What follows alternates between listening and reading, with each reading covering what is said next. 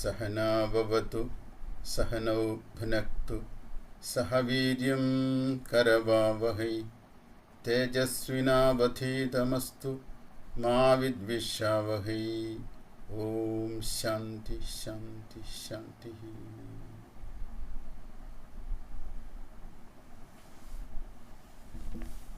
ഭഗവത്ഗീത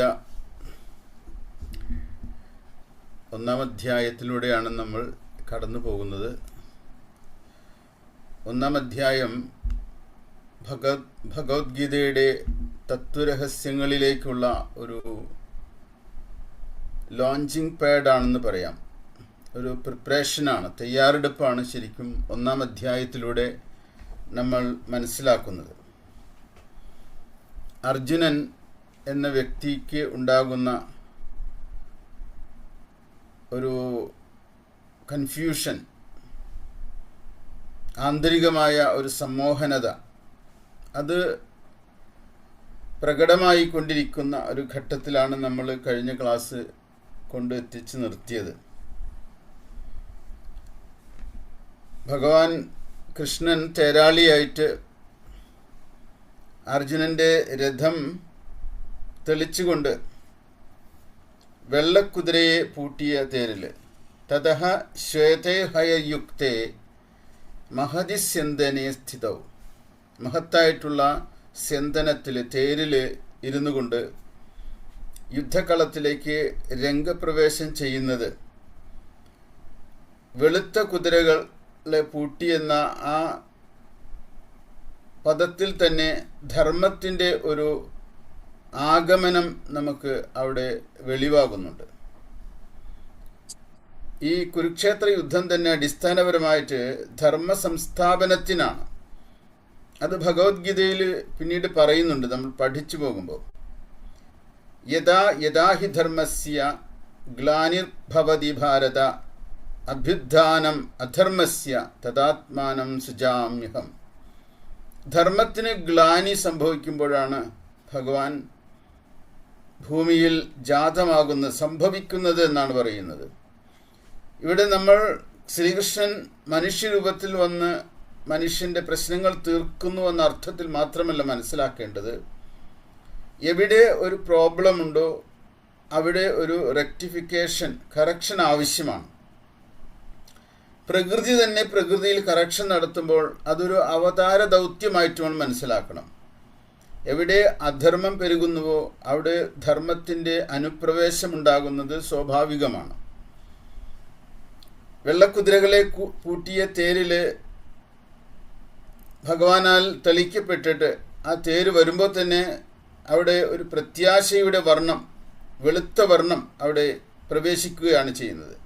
മാത്രമല്ല ഭഗവാന്റെ ശംഖനാദം, പാഞ്ചജന്യം ഋഷികേശ ദേവദത്തം ധനഞ്ജയ പൗണ്ഡ്രം ദത്മൗ മഹാശംഖം ഭീമകർമ്മ വൃക്കോത്തര. പഞ്ചപാണ്ഡവന്മാരുടെ ശംഖുകളുടെ പ്രത്യേകം പേരുകൾ എടുത്തു പറഞ്ഞുകൊണ്ടാണ് വ്യാസഭഗവാൻ ഇവിടെ പാണ്ഡവ സൈന്യത്തിൻ്റെ ശംഖുലിയെ ഒന്നൊന്നായി ക്രമപ്രകാരം വർണ്ണിച്ചിരിക്കുന്നത്. അത് തീർച്ചയായിട്ടും അവിടെ ഒരു ഓർഡറുണ്ട്. ആ ഓർഡർ എന്ന് പറയുന്നത് തന്നെ, ക്രമം എന്ന് പറയുന്നത് തന്നെ ധർമ്മത്തിൻ്റെ ഒരു ലക്ഷണമാണ്. എവിടെ ഓർഡറുണ്ടോ അവിടെ ധർമ്മത്തിൻ്റെ സാന്നിധ്യമുണ്ടെന്നർത്ഥം. അങ്ങനെ മനസ്സിലാക്കണം. എവിടെ അവ്യവസ്ഥയുണ്ടോ, കയോസ് ഉണ്ടോ അവിടെ അധർമ്മമുണ്ട് എന്ന് മനസ്സിലാക്കണം. കൗരവന്മാരുടെ ശംഖനാദം എന്ന് പറയുന്നത്, ശംഖുലി എന്ന് പറയുന്നത് ക്രമപ്രകാരമായിരുന്നില്ല. ഓരോരുത്തരും പലയിടങ്ങളിൽ നിന്ന് അവരവരുടെ ഇഷ്ടത്തിനനുസരിച്ച് ശംഖുലി മുഴക്കുകയും അത് ഒരു ശബ്ദങ്ങളുടെ കോലാഹലമായിട്ട് മാറുകയും ചെയ്തു. ഇതിന് ഒരു അനുരണനമുണ്ട് പഞ്ചപാണ്ഡവന്മാരുടെ ശംഖുലിക്ക്. അപ്പോൾ ഇതിൽ ഈ ഒന്നാം അധ്യായം ഒരുപാട് സൂചനകൾ നമുക്ക് നൽകുന്നുണ്ട്. ഭഗവത്ഗീതയിലേക്ക് പ്രവേശിക്കുമ്പോൾ ഈ സൂചനകളൊക്കെ പിന്നീട് നമുക്ക് ഓർക്കേണ്ടി വരും. ഒരു സിദ്ധാന്തമാണ് ഭഗവത്ഗീത അവതരിപ്പിക്കുന്നത്. ആ സിദ്ധാന്തം അവതരിപ്പിക്കുമ്പോൾ അതിനൊരു പൂർവപക്ഷി ഉണ്ടായിരിക്കണം. പൂർവപക്ഷം എന്ന് പറഞ്ഞു കഴിഞ്ഞാൽ ഒരു ചോദ്യം അവിടെ ഉണ്ടായിരിക്കണം. എന്തുകൊണ്ടാണ് ഭഗവത്ഗീത ഭഗവാന് പറയേണ്ടി വരുന്നത് എന്ന് ചോദിക്കുമ്പോൾ അതിൻ്റെ പൂർവപക്ഷമായിട്ട് രണ്ട് വ്യക്തികൾ വരുന്നുണ്ട്. ഒന്ന് ദുര്യോധനോട് ചേർന്ന് നിൽക്കുന്ന മൂല്യവ്യവസ്ഥയും അർജുനനോട് ചേർന്ന് നിൽക്കുന്ന മൂല്യവ്യവസ്ഥയും. ദുര്യോധനൻ എന്ന് പറയുന്നത് അധർമ്മപക്ഷത്താണ്, എന്നാൽ അർജുനൻ എന്ന് പറയുന്നത് അധർമ്മപക്ഷത്തല്ല, ധർമ്മം എന്തെന്ന് തിരിച്ചറിയുന്ന കാര്യത്തിൽ ഒരു മോഹാകുലനായിരിക്കുകയാണ്. ധർമ്മം എന്തെന്ന് കൃത്യതയോടുകൂടി തിരിച്ചറിയാൻ കഴിയാത്ത ഒരു അവസ്ഥയാണ് അർജുനൻ്റേത്. അർജുനൻ അധർമ്മപക്ഷത്ത് ബോധപൂർവം നിലയുറപ്പിച്ച വ്യക്തിയല്ല, എന്നാൽ ദുര്യോധനൻ അങ്ങനെയാണ്. അപ്പം അതുകൊണ്ട് ഈ രണ്ട് മൂല്യങ്ങളെയും, ദുര്യോധനൻ പ്രതിനിധാനം ചെയ്യുന്ന മൂല്യങ്ങളെയും അർജുനൻ പ്രതിനിധാനം ചെയ്യുന്ന മൂല്യങ്ങളെയും കണക്കിലെടുത്തുകൊണ്ട് ഭഗവാൻ അതിനൊരു ഉത്തരമാണ് ഭഗവത്ഗീതയിലൂടെ നൽകുന്നത്. അപ്പോൾ അത് പഠിക്കുന്ന സമയത്ത് ഈ 1-ാം അധ്യായത്തിന് വളരെ അധികം പ്രാധാന്യത കൈവരുന്നതാണ്. പിന്നീട് നമുക്ക് ഭഗവത്ഗീതയിലെ ഓരോ ശ്ലോകവും പഠിക്കുന്ന സമയത്ത് ഈ പൂർവപക്ഷം അവതരിപ്പിച്ചതിൻ്റെ ഉദ്ദേശ്യം അവിടെ നമുക്ക് വ്യക്തമാകും. ഭഗവത്ഗീത പഠനം എന്ന് പറയുന്നത് ഒരു ലോങ് ജേണിയാണ്, ദീർഘയാത്രയാണത്. ആ ദീർഘയാത്രയിൽ നമ്മൾക്ക് ആദ്യം പഠിച്ചതൊക്കെ തന്നെ മനസ്സിൽ വളരെ ആഴത്തിൽ പതിഞ്ഞിരിക്കണം. അതുകൊണ്ട് എല്ലാ ദിവസവും നമ്മൾ ഇത് കേൾക്കുകയോ പഠിക്കുകയോ ചെയ്യണം. അതിനെ സ്വാധ്യായം എന്ന് പറയും. സ്വാധ്യായ നിരതരായിരിക്കണം ഭഗവത്ഗീത പഠിതാക്കൾ. എല്ലാ ദിവസവും ഭഗവത്ഗീത പഠനത്തിന് വേണ്ടി സമയം മാറ്റിവെക്കണം. അങ്ങനെ മാറ്റിവെച്ച് സ്വാധ്യായം ചെയ്യുന്ന സാധകരായിട്ട്, ഗീതാ സാധകരായിട്ട് പഠിതാക്കൾ മാറേണ്ടതുണ്ട്. അതിലൂടെയാണ് അവർക്ക് ജീവിതത്തെ മെച്ചപ്പെടുത്തിയെടുക്കാൻ കഴിയുന്നത്. മെച്ചപ്പെടുത്തിയെടുക്കുക എന്ന് പറഞ്ഞാൽ നമുക്ക് ജീവിതം എന്താണോ നമുക്ക് ഓഫർ ചെയ്തിട്ടുള്ളത്, ആ ഓഫർ ചെയ്തിട്ടുള്ള ധർമ്മം ജീവിക്കാനായിട്ട് പറ്റും. അത് ജീവിക്കുക മാത്രമല്ല, അതിൽ ആനന്ദിക്കുകയും ചെയ്യാം. ആ ധർമ്മ നിർവഹണത്തിലൂടെ ഒരു വ്യക്തിക്ക് അന്ധഃകരണ ശുദ്ധി കൊണ്ടുവരാനും അന്ധഃകരണ ശുദ്ധിയിലൂടെ ആ വ്യക്തിക്ക് ജ്ഞാനം ആർജിക്കുവാനും കഴിയും. ജ്ഞാനമാണ് മോക്ഷത്തിന്, സ്വാതന്ത്ര്യത്തിന്, സ്വതന്ത്രതയ്ക്ക് കാരണമായിരിക്കുന്നത്. ജ്ഞാനം എന്ന് പറയുന്നത് ഒരു അവബോധത്തിൽ നിന്ന് വരുന്നതാണ്. അത് അകമേ നിന്ന് തന്നെ തെളിഞ്ഞു വരേണ്ടതാണ് ജ്ഞാനം. അതിന് പക്ഷെ നമ്മൾ നമ്മുടെ മനസ്സിനെയും വപുസ്സിനെയും തയ്യാറാക്കേണ്ടതുണ്ട്. അത്തരം ഒരു പ്രിപ്പറേഷൻ ആണ് 1-ാം അധ്യായത്തിൻ്റെ പഠനത്തിൻ്റെ ഭാഗമായിട്ട് നമ്മൾ നടത്തേണ്ടത്. അർജുനനിലേക്ക്, ദുര്യോധനനെ പോലെ ജീവിച്ചിരുന്ന നമ്മൾക്ക് അർജുനനിലേക്കെങ്കിലും എത്തി നിൽക്കാൻ കഴിയണം. അർജുനൻ ആന്തരികമായി ഒരു ധർമ്മസമ്മൂഢ ചേതസ്സായിട്ട് വർത്തിക്കുമ്പോഴും അർജുനൻ ഒരു ഉയർന്ന പദവിയിലാണ് നിൽക്കുന്നത്. കാരണം ഭഗവാൻ അർജുനനെയാണ് തിരഞ്ഞെടുത്തിരിക്കുന്നത് ഭഗവത്ഗീത ശ്രവിക്കാനായിട്ട്. മഹാഭാരതത്തിൽ എത്രയോ കഥാപാത്രങ്ങളുണ്ട്. ഈ കഥാപാത്രങ്ങളെ എല്ലാവരെയും ഭഗവാൻ തിരഞ്ഞെടുത്തില്ല. അർജുനനാണ് വളരെ കോമ്പിറ്റൻ്റ് ആയിട്ടുള്ള, യോഗ്യനായിട്ടുള്ള ഒരു ശ്രോതാവായിട്ട് ഇവിടെ വരുന്നത്. വേദാന്ത പഠനത്തിൽ അത്യാവശ്യം നമുക്ക് ഉണ്ടാകേണ്ട ഒരു ക്വാളിറ്റി, ഗുണം എന്ന് പറയുന്നത് ശ്രവണമാണ്. ശ്രവണം എന്ന വാക്കിനർത്ഥം ശ്രദ്ധയോടുകൂടി കേൾക്കണം. അർജുനനിൽ ശ്രദ്ധ ജനിച്ചപ്പോഴാണ് ഭഗവാന് തത്വങ്ങൾ പറയാൻ കഴിഞ്ഞത്. അത് അർജുനൻ്റെ ഒരു ക്വാളിഫിക്കേഷനാണ്, ശ്രദ്ധ ജനിക്കുക എന്ന് പറഞ്ഞു കഴിഞ്ഞാൽ. ശ്രദ്ധ എന്ന് പറയുന്നത് കേവലം ഒരു അറ്റൻഷൻ മാത്രമല്ല. അത് ശ്രദ്ധ എന്ന വാക്കിന് വിപുലമായ അർത്ഥമുണ്ട്, ആഴത്തിലുള്ള അർത്ഥമുണ്ട്. പ്രത്യേകിച്ചും ഈ ഗുരു-ശിഷ്യ ബന്ധങ്ങളിലൊക്കെ പഠനങ്ങൾ മുന്നോട്ട് പോകുമ്പോൾ ശ്രദ്ധയ്ക്ക് കൊടുത്തിരിക്കുന്ന അർത്ഥം ശാസ്ത്രത്തിലും ഗുരുവാക്യത്തിലും ഉള്ള വിശ്വാസമാണ് ശ്രദ്ധ എന്ന് പറയുന്നത്. ശാസ്ത്രം എന്ന് പറയുന്നത് അധ്യാത്മശാസ്ത്രം. നമ്മൾ പഠിക്കുന്നത് ഭഗവത്ഗീതയാണെങ്കിൽ ഭഗവത്ഗീതയിലെ ഓരോ വരിയും നമുക്ക് നൽകുന്നത് താത്വികമായ ശാശ്വതമായ ഒരു ജീവിത വീക്ഷണമാണ് എന്ന് നമുക്ക് ഉറപ്പുണ്ടാകണം. ആ ഉറപ്പ് നമ്മളെ കാലക്രമത്തിൽ ആ ഗ്രന്ഥവും ഗുരുവും ഇവർ രണ്ടുപേരും കൂടിയിട്ടാണ് സംസാരമാകുന്ന ഈ ജീവിതത്തിൻ്റെ മറുകരയിലേക്ക് നമ്മെ നയിക്കുന്നത്. ഇതൊക്കെ പ്രാഥമികമായിട്ട് നമ്മൾ മനസ്സിലാക്കണം. പ്രത്യേകിച്ചും ഭഗവത്ഗീത പോലുള്ളൊരു ഗ്രന്ഥം നമ്മൾ സാധാരണ ഒരു പുസ്തകം വായിച്ച് പഠിക്കുന്ന പോലെ പഠിക്കേണ്ട ഒരു ഗ്രന്ഥമല്ല. നമുക്കൊരു ഫിക്ഷനോ ഒരു കഥയോ ഒരു നോവലോ ഒരു മോഡേൺ സയൻസിൻ്റെ ഒരു പുസ്തകമൊക്കെ വായിക്കുമ്പോൾ അതിൽ നിന്ന് നമുക്ക് പെറുക്കിയെടുക്കാവുന്നത് കേവലം വിവരങ്ങളുടെ നുറുങ്ങുകളാണ്, ഇൻഫോർമേഷനുകൾ മാത്രമാണ്. എന്നാൽ ഭഗവത്ഗീത ഇൻഫോർമേറ്റീവ് ആയിട്ടുള്ള ഒരു ടെക്സ്റ്റ് അല്ല. അത് പഠിക്കും തോറും നിങ്ങളിൽ ഉണ്ടായി വരുന്നത് ഇൻറ്റ്യൂഷനാണ്, അന്തർജ്ഞാനമാണ്.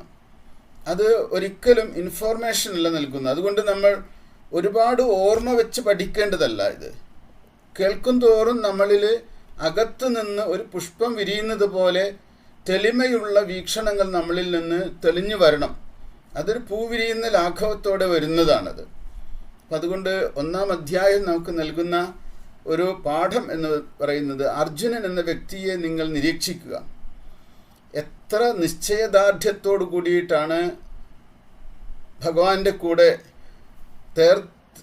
തേർത്തെളിച്ചുകൊണ്ട് ഈ അങ്കത്തട്ടിലേക്ക് അല്ലെങ്കിൽ യുദ്ധക്കളത്തിലേക്ക് അവർ വന്നത്. എന്നിട്ട് പറയുന്നുണ്ട്, യാവതേതാൻ നിരീക്ഷേഹം യോധുകാമാൻ അവസ്ഥിതാൻ. എങ്ങനെയൊക്കെ ഈ യുദ്ധത്തിലായിട്ട് പങ്കെടുക്കാൻ വന്നിട്ടുള്ള ആളുകളെയൊക്കെ എനിക്ക് വ്യക്തതയോടെ നോക്കിക്കാണാൻ കഴിയുന്നുവോ. മേ രഥം സ്ഥാപയ മേ അച്യുത, എൻ്റെ രഥം കൊണ്ടുപോയിട്ട് അവിടെ നിർത്തണമെന്നാണ് പറയുന്നത്. അതായത് ഒരു സമ്പൂർണ്ണ പര്യവേഷണത്തിന് ഇണങ്ങുന്ന വിധത്തിൽ രഥത്തെ കൊണ്ടുപോയി നിർത്തിയാലല്ലേ എല്ലായിടത്തും കാണാൻ പറ്റുള്ളൂ. അതുകൊണ്ട് അത്തരം ഒരു പൊസിഷനിൽ കൊണ്ടുപോയിട്ട് രഥം നിർത്തണം എന്ന് പറഞ്ഞിരിക്കുക. അപ്പോൾ ഈ അർജുനനെ പോലെയുള്ളൊരു വ്യക്തിയെ വളരെ ആഴത്തിൽ മനസ്സിലാക്കിയിട്ടുള്ള ഒരു ആളാണ് ഭഗവാൻ കൃഷ്ണൻ. അതുകൊണ്ട് ഭഗവാൻ കൊണ്ടുപോയിട്ട് കൗരവന്മാരെ കണ്ടാലും എന്ന് പറഞ്ഞുകൊണ്ട് ദ്രോണാചാര്യരുടെയും ഭീഷ്മാചാര്യരുടെയും ഒക്കെ മുന്നിൽ കൊണ്ടുപോയിട്ടാണ് രഥം നിർത്തുന്നത്. അർജുനൻ ഉണ്ടാകാൻ പോകുന്ന ആന്തരിക ബലഹീനത മുൻകൂട്ടി കാണുന്ന ഒരു വ്യക്തിയാണ് ഭഗവാൻ. അത്രയും ഉൾക്കാഴ്ചയുള്ളൊരു വ്യക്തിയാണ്. അപ്പം അതുകൊണ്ട് ഭഗവാന്റെ ഈ ഉൾക്കാഴ്ച നമ്മൾ മനസ്സിലാക്കിക്കൊണ്ട് വേണം ഇനിയുള്ള ഭാഗത്തിലേക്ക് കടക്കാനായിട്ട്.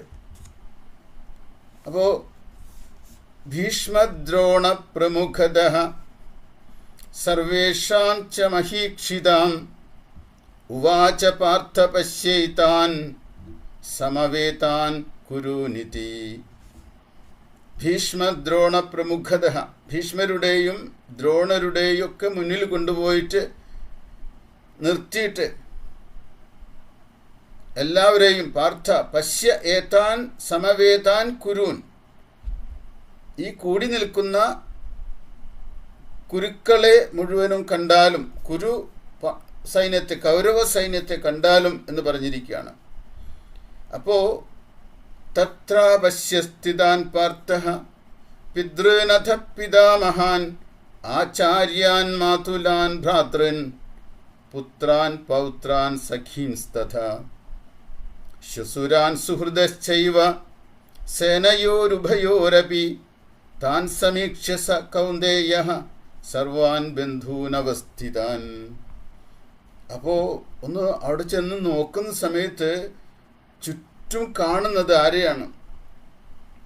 ആചാര്യാൻ മാതുലാൻ പിതാമഹാൻ ഭ്രാതൃൻ, പിതാമഹനായിട്ടുള്ള ഭീഷ്മാചാര്യരെ, ആചാര്യരായിട്ടുള്ള ദ്രോണാചാര്യരെ, കൃപാചാര്യരെ, അമ്മാവന്മാരെ, ഭ്രാതൃൻ സഹോദരന്മാരെ, പുത്രന്മാരെ, പൗത്രന്മാരെ, സുഹൃത്തുക്കളെ, ശുസുരാൻ അമ്മാവന്മാരെ, സുഹൃദശ്ചൈവ സുഹൃത്തുക്കളെ, രണ്ട് സേനകളിലുമായിട്ട് ഇങ്ങനെ അണിനിരന്ന് നിൽക്കുന്നൊക്കെ ആരാണ്? ബന്ധുജനങ്ങളാണെന്ന് മനസ്സിലാക്കുകയാണ്. ഒടുന്നനെ അർജുനൻ്റെ കാഴ്ചപ്പാടിൻ്റെ വ്യത്യാസം വരുന്നത് കാണണം. അതായത് യുദ്ധം തുടങ്ങുന്നതിന് മുമ്പ് അർജുനനിൽ ഉണ്ടാകാത്ത ഒരു ഭാവാന്തരം യുദ്ധക്കളം എന്ന് പറയുന്നത് ഒരു ആക്ച്വലായിട്ട് നടക്കുന്ന സ്ഥലമാണ്. രണഭൂമി എന്ന് പറയുന്നത് യുദ്ധം നടക്കാൻ പോകുന്നിടമാണ്. ആ യുദ്ധഭൂമിയിലെത്തുമ്പോൾ നമ്മൾ എങ്ങനെ പ്രതികരിക്കുമെന്ന് അറിയണമെങ്കിൽ അർജുനൻ വന്ന് ആ ആക്ച്വലായിട്ടുള്ള യുദ്ധഭൂമിയിൽ വന്ന് നിന്നപ്പോൾ ഉണ്ടായ അനുഭവം, ആ അനുഭവത്തിൽ ഈ കണ്ടവരെല്ലാവരും ബന്ധുജനങ്ങളാണ്, അതും ഏറെ പ്രിയപ്പെട്ടവർ. പിതാമഹൻ എന്ന് പറയുന്ന ഭീഷ്മാചാര്യര് പണ്ടു മരിച്ചപ്പോൾ കുന്തി മക്കളുമായിട്ട് ഹസ്തിനപുരത്തേക്ക് വന്നപ്പോൾ ഈ ഭീഷ്മ പിതാമഹനാണ് ഇവരെ വളർത്തിയത്. അർജുനനെ കയ്യിലെടുത്ത് നടന്ന പിതാമഹൻ, ഭീഷ്മ പിതാമഹൻ, അർജുനൻ്റെ ഉള്ളിൽ ആ ഓർമ്മ ഉണ്ടാകാതിരിക്കുമോ? തനിക്ക് വേണ്ടി എല്ലാ അസ്ത്രവിദ്യയും സ്വകാര്യമായി പറഞ്ഞു തന്ന പഠിപ്പിച്ച ദ്രോണാചാര്യർ ഏറ്റവും പ്രീതി തന്നോടായിരുന്നു എന്ന് അറിയാമായിരുന്നു. എന്നിട്ടും ഇവർ രണ്ടുപേരും അധർമ്മത്തിൻ്റെ ഭാഗമായിട്ടുള്ള കൗരവപക്ഷത്ത് നിലയുറപ്പിച്ചെന്തുകൊണ്ടാണ്? അവർ ഉണ്ട ചോറിന് നന്ദി കാണിക്കുകയാണ്. അതാണ് അവരുടെ ധർമ്മമല്ല പ്രധാനം. അധികാരവും അതോടൊപ്പം അധികാരവും കൂറും എവിടെയുണ്ടോ അവിടേക്ക് ചായുന്നതായിരുന്നു അവരുടെയും വ്യക്തിത്വത്തിൻ്റെ ഒരു പ്രത്യേകത. ആധുനിക ലോകത്ത് നമ്മളിന്ന് കാണുന്നതാണത്. ആധുനിക സമൂഹത്തിൽ, ജനാധിപത്യ സമൂഹത്തിൽ അധികാരമാണ് ഏറ്റവും വിലപ്പെട്ടത്. മനുഷ്യർ അധികാരത്തിന് വേണ്ടിയിട്ടാണ് ഇത്രമാത്രം നെട്ടോട്ടം ഓടുന്നതും അധികാരത്തിൻ്റെ പീഠങ്ങളിൽ അമർന്നിരിക്കുന്ന അവരെ അതിൽ നിന്ന് താഴെ ഇറക്കാൻ വരെ വലിയ പ്രയാസമാണ്. ജനാധിപത്യം എന്ന് പറയുന്നത് ഈ കാലഘട്ടത്തിൽ അധികാരത്തിലേക്കുള്ള ഒരു വഴിയാണ്. അതുപോലെ തന്നെയാണ് പഴയ കാലത്തും അധികാരം രാജ്യ കൊട്ടാരങ്ങളിലും അതിൻ്റെ അകത്തളങ്ങളിലൊക്കെ ഉണ്ടായിരുന്ന ഒരു പ്രാതിനിധ്യം, ഓരോരുത്തർക്കും ഉണ്ടായിരുന്ന ആ അധികാരത്തിൻ്റെ ശക്തി എന്ന് പറയുന്നത്. ദ്രോണാചാര്യരെ യുദ്ധങ്ങൾ പഠിപ്പിക്കാൻ, ആയോധന വിദ്യ പഠിപ്പിക്കാനായിട്ട് ഏൽപ്പിച്ചപ്പോൾ കൃപാചാര്യർ നിഷ്കാസിതനായിട്ട് പോകുന്നുണ്ട്. കൃപാചാര്യരായിരുന്നു ആദ്യം ആയുധവിദ്യ പഠിപ്പിക്കാനായിട്ട് ഏൽപ്പിച്ച ആചാര്യൻ. പക്ഷെ ദ്രോണാചാര്യർ വന്നപ്പോൾ അദ്ദേഹം അധികാരത്തിൽ നിന്ന് നിഷ്കാസിതനായിട്ട് മാറുന്നുണ്ട്. അപ്പോൾ അതൊക്കെ അവരുടെ മനസ്സിൽ ആഘാതങ്ങൾ ഏൽപ്പിച്ചിട്ടുണ്ട്. പക്ഷേ എങ്കിലും ഈ കൃപാചാര്യരെയും ദ്രോണാചാര്യരെയും എല്ലാവരെയും ചേർത്ത് പിടിച്ചുകൊണ്ട് ദുര്യോധനൻ യുദ്ധക്കളത്തിലേക്ക് വന്നപ്പോൾ ഇവരെയെല്ലാം ഒരുമിച്ച് നിർത്തേണ്ടത് തൻ്റെ ഉത്തരവാദിത്തമാണെന്ന് ബോധ്യമുള്ളത് കൊണ്ടാണ് ദുര്യോധനൻ ഓരോരുത്തരുടെ അടുത്ത് പോയിട്ട് അവരോട് കുശലം ചോദിക്കുകയും അവരെ പ്രീതിപ്പെടുത്തുകയും സന്തോഷിപ്പിക്കുകയൊക്കെ ചെയ്തത്. തസ്യ സഞ്ചയനയൻ ഹർഷം കുരുവൃദ്ധ പിതാമഹ, കുരുവൃദ്ധനായിരിക്കുന്ന പിതാമഹനായിരിക്കുന്ന ഭീഷ്മാചാര്യർക്ക് സന്തോഷമുണ്ടാക്കിയെന്ന് മുൻപ് പറഞ്ഞിട്ടുണ്ട്. ആ സന്തോഷം വന്ന സമയത്ത് അദ്ദേഹം സിംഹനാദം വിനദ്യ, സിംഹനാദം ഉണ്ടാക്കി, വലിയ സിംഹത്തെ പോലെ അലറി അദ്ദേഹം സന്തോഷം കൊണ്ട്. ഇതൊക്കെ നമ്മൾ ഈ 1-ാമത്തെ അധ്യായത്തിൽ മനഃശാസ്ത്രപരമായിട്ട് കുറേ കാര്യങ്ങൾ മനസ്സിലാക്കാനുണ്ട് നമുക്ക്. പക്ഷേ കുറച്ച് സമയത്തിനുള്ളിൽ ഇതൊക്കെ കടന്നു പോകേണ്ടതുണ്ട്. അങ്ങനെ ബന്ധുജനങ്ങളെ കണ്ട അർജുനന് ഉണ്ടാകുന്നതെന്താ? കൃപയാ പരയാവിഷ്ടോ വിഷീദന്നിതമബ്രവീത്. കൃപയുണ്ടായി, പരയായ കൃപ, പരയായിട്ടുള്ള കൃപ ഉണ്ടായി അർജുനിൽ എന്ന് പറഞ്ഞാൽ അർജുനൻ്റെ മനസ്സിലേക്ക് വൈകാരികമായ ഭാവങ്ങൾ വരാൻ തുടങ്ങി. നമ്മളും വൈകാരികമാകുന്ന സമയത്താണ് നമ്മൾ ദുർബലരായിട്ട് പോകുന്നത്. പല വ്യക്തികളുടെയും ജീവിതത്തിൻ്റെ പരാജയത്തിൻ്റെ പിന്നിൽ അവരുടെ ഇമോഷണൽ ഇമ്മെച്യൂരിറ്റിയാണ് കാരണം എന്ന് ആധുനിക മനഃശാസ്ത്രജ്ഞന്മാർ കണ്ടെത്തിയിട്ടുണ്ട്. നമ്മളെല്ലാവരും നമ്മളുടെ ബന്ധുക്കളുടെയും ഭാര്യയുടെയും ഭർത്താവിൻ്റെയും കുട്ടികളുടെയും അച്ഛൻ്റെയും അമ്മയുടെയും പരിസരങ്ങളിൽ മാത്രം ചുരുങ്ങി ജീവിക്കുന്ന മനുഷ്യരായിട്ട് പോകുന്നത് നമ്മളിലിരിക്കുന്ന ഈ വൈകാരിക ദുർബലതയാണ്. ഇതിനെ മറികടക്കണമെങ്കിൽ നമുക്ക് ആകവേ മനുഷ്യരോട് നമുക്ക് സാഹോദര്യം തോന്നണം. ഈ ലോകത്തുള്ള എല്ലാ മനുഷ്യരോടും സാഹോദര്യം തോന്നണം. നാരായണ ഗുരുവിൻ്റെ ദർശനത്തിലെ ഏറ്റവും പ്രധാനം അതാണ്. എല്ലാവരും ആത്മസഹോദരരെന്നല്ലേ പറയേണ്ടതെന്ന് ഗുരു ചോദിക്കുന്നുണ്ട്. എല്ലാവരും ആത്മസഹോദരരാണ്. ആത്മസഹോദരൻ എന്ന വാക്ക് തന്നെ എത്ര വിസ്തൃതമായ ഒരർത്ഥത്തെ വേദിപ്പിക്കുന്ന ഒരു പദമാണ് നമ്മൾ ആലോചിച്ച് നോക്കണം. സകലതിനെയും ഉൾക്കൊള്ളാൻ കഴിയുന്ന ഒരു ഇൻക്ലൂസീവിറ്റി, ഒരു ഇൻക്ലൂസീവ്നെസ് ഏതിന് ഈ ആത്മപദത്തിനുണ്ട്. അതുകൊണ്ട് ആത്മസാഹോദര്യം എന്ന് പറഞ്ഞു കഴിഞ്ഞാൽ ഇന്ത്യക്കാർ മാത്രമല്ല, ഈ ലോകത്തുള്ള എല്ലാവരെയും അതിലേക്ക് സാഹോദര്യത്തിൻ്റെ വിസ്തൃത ഭൂമികയിലേക്ക് കൊണ്ടുവരാൻ പറ്റും. അതുമാത്രമല്ല, എല്ലാ ജീവികൾക്കും ആ ആത്മസാഹോദര്യത്തിലേക്ക് വരാൻ പറ്റും. ആത്മസഹോദര്യത്തിൻ്റെ വിസ്തൃതി അത്രമാത്രമാണ്. അതുകൊണ്ടാണ് ആ വിസ്തൃതി മനസ്സിലാക്കിയിട്ടാണ് ഗുരു ഒരു പീഡ എറുമ്പിനും വരുത്തരുത് എന്ന് പറഞ്ഞിട്ടുള്ളത്. അപ്പം അതുകൊണ്ട് ഗുരുവിൻ്റെ ദർശനത്തിലേക്കൊക്കെ കടക്കുമ്പോൾ നമ്മൾ തീർച്ചയായിട്ടും ഈ ഭഗവത്ഗീതയുടെ താത്വികമായിട്ടുള്ള അടിത്തറ കുറച്ചുകൂടിയും ആർദ്രമായിട്ട് മാറുന്നു കാണാം. യുദ്ധക്കളത്തിൽ നടക്കുന്ന ഒരു യുദ്ധത്തിന് ജീവിത പരിവർത്തനത്തിന് പരിവർത്തനം ഉണ്ടാക്കാൻ കഴിയുന്ന ഒരു ഡയമെൻഷൻ, ഒരു തലമുണ്ടെന്ന് നമുക്ക് ഗുരുവിൻ്റെ ദർശനം കൂടി ഇതിലേക്ക് ഉൾക്കൊള്ളുമ്പോഴാണ് അത് മനസ്സിലാകുള്ളത്. അപ്പോൾ കൃപ വന്നു എന്ന് പറഞ്ഞാൽ ആർദ്രമായി എന്നാണ് അർത്ഥം. പക്ഷേ ഈ ആർദ്രത എങ്ങനെയുള്ളതാണ്? വൈകാരിക പക്വതയില്ലാത്തൊരു ആർദ്രതയാണ്. കാരണം എന്താ? എൻ്റെ ജനങ്ങളാണ് ഈ യുദ്ധഭൂമിയിൽ നിൽക്കുന്നത് എന്നുള്ള മമതയാണ് ആവേശിച്ചിരിക്കുന്നത് അർജുനനെ. ഈ മമതാബോധം കൊണ്ട് അർജുനൻ്റെ മനസ്സിൽ ഏതാണ് ധർമ്മ്യം ഏതാണ് അധർമ്മ്യം എന്നുള്ള തിരിച്ചറിവ് നഷ്ടപ്പെടുന്നുണ്ട്. എന്നാൽ ഒരു ഭരണാധികാരി ധർമ്മ്യമായത് പ്രവർത്തിക്കേണ്ടി വരും ലോകത്തിൽ. അവിടെ ബന്ധങ്ങൾ എന്ന് പറയുന്നത് വൈകാരികമായ ഒരു പ്രഹേളികയായിട്ട് മാറാതെ അതിനെ ഉല്ലംഘിക്കുന്ന വിധത്തിൽ ആ അധർമ്മത്തിൻ്റെ പക്ഷത്ത് നിൽക്കുന്നവരെ, അധർമ്മത്തെ തന്നെ നിരാകരിക്കുവാനും ഇല്ലാതാക്കുവാനും ഒരു ഭരണാധികാരിക്ക് കഴിയണം. അർജുനൻ എന്ന വ്യക്തി മാത്രമല്ല ഈ യുദ്ധത്തിൽ പങ്കാളിത്തം വഹിച്ചിരിക്കുന്നത്. അർജുനനെ വിശ്വസിച്ച് ലക്ഷക്കണക്കിന് 7 അക്ഷൗഹിണികൾ പാണ്ഡവപക്ഷത്ത് നിലയുറപ്പിച്ചിട്ടുണ്ട്. അർജുനൻ പിന്മാറുന്നതോടെ ഈ 7 അക്ഷൗഹിണികളിൽ വരുന്ന ലക്ഷക്കണക്കിന് തേരാളികളും കാലാളുകളും ആനകളും തേരുകളും ഒക്കെ നശിപ്പിക്കപ്പെടും എന്നുള്ളത് മാത്രമല്ല, പിന്നീട് ഇവിടെ അധർമ്മത്തിൻ്റെ ഒരു തേരോട്ടമായിരിക്കും ഉണ്ടായിരിക്കുക. ദുര്യോധനൻ്റെ തോന്നിവാസങ്ങളുടെ വിളനിലമായിട്ട് വാസ്തവത്തിൽ ഈ ഭൂമി മാറും എന്നതൊക്കെ ഇതിൻ്റെ ഒരു പ്രത്യേകതയായിട്ട് അറിയണം.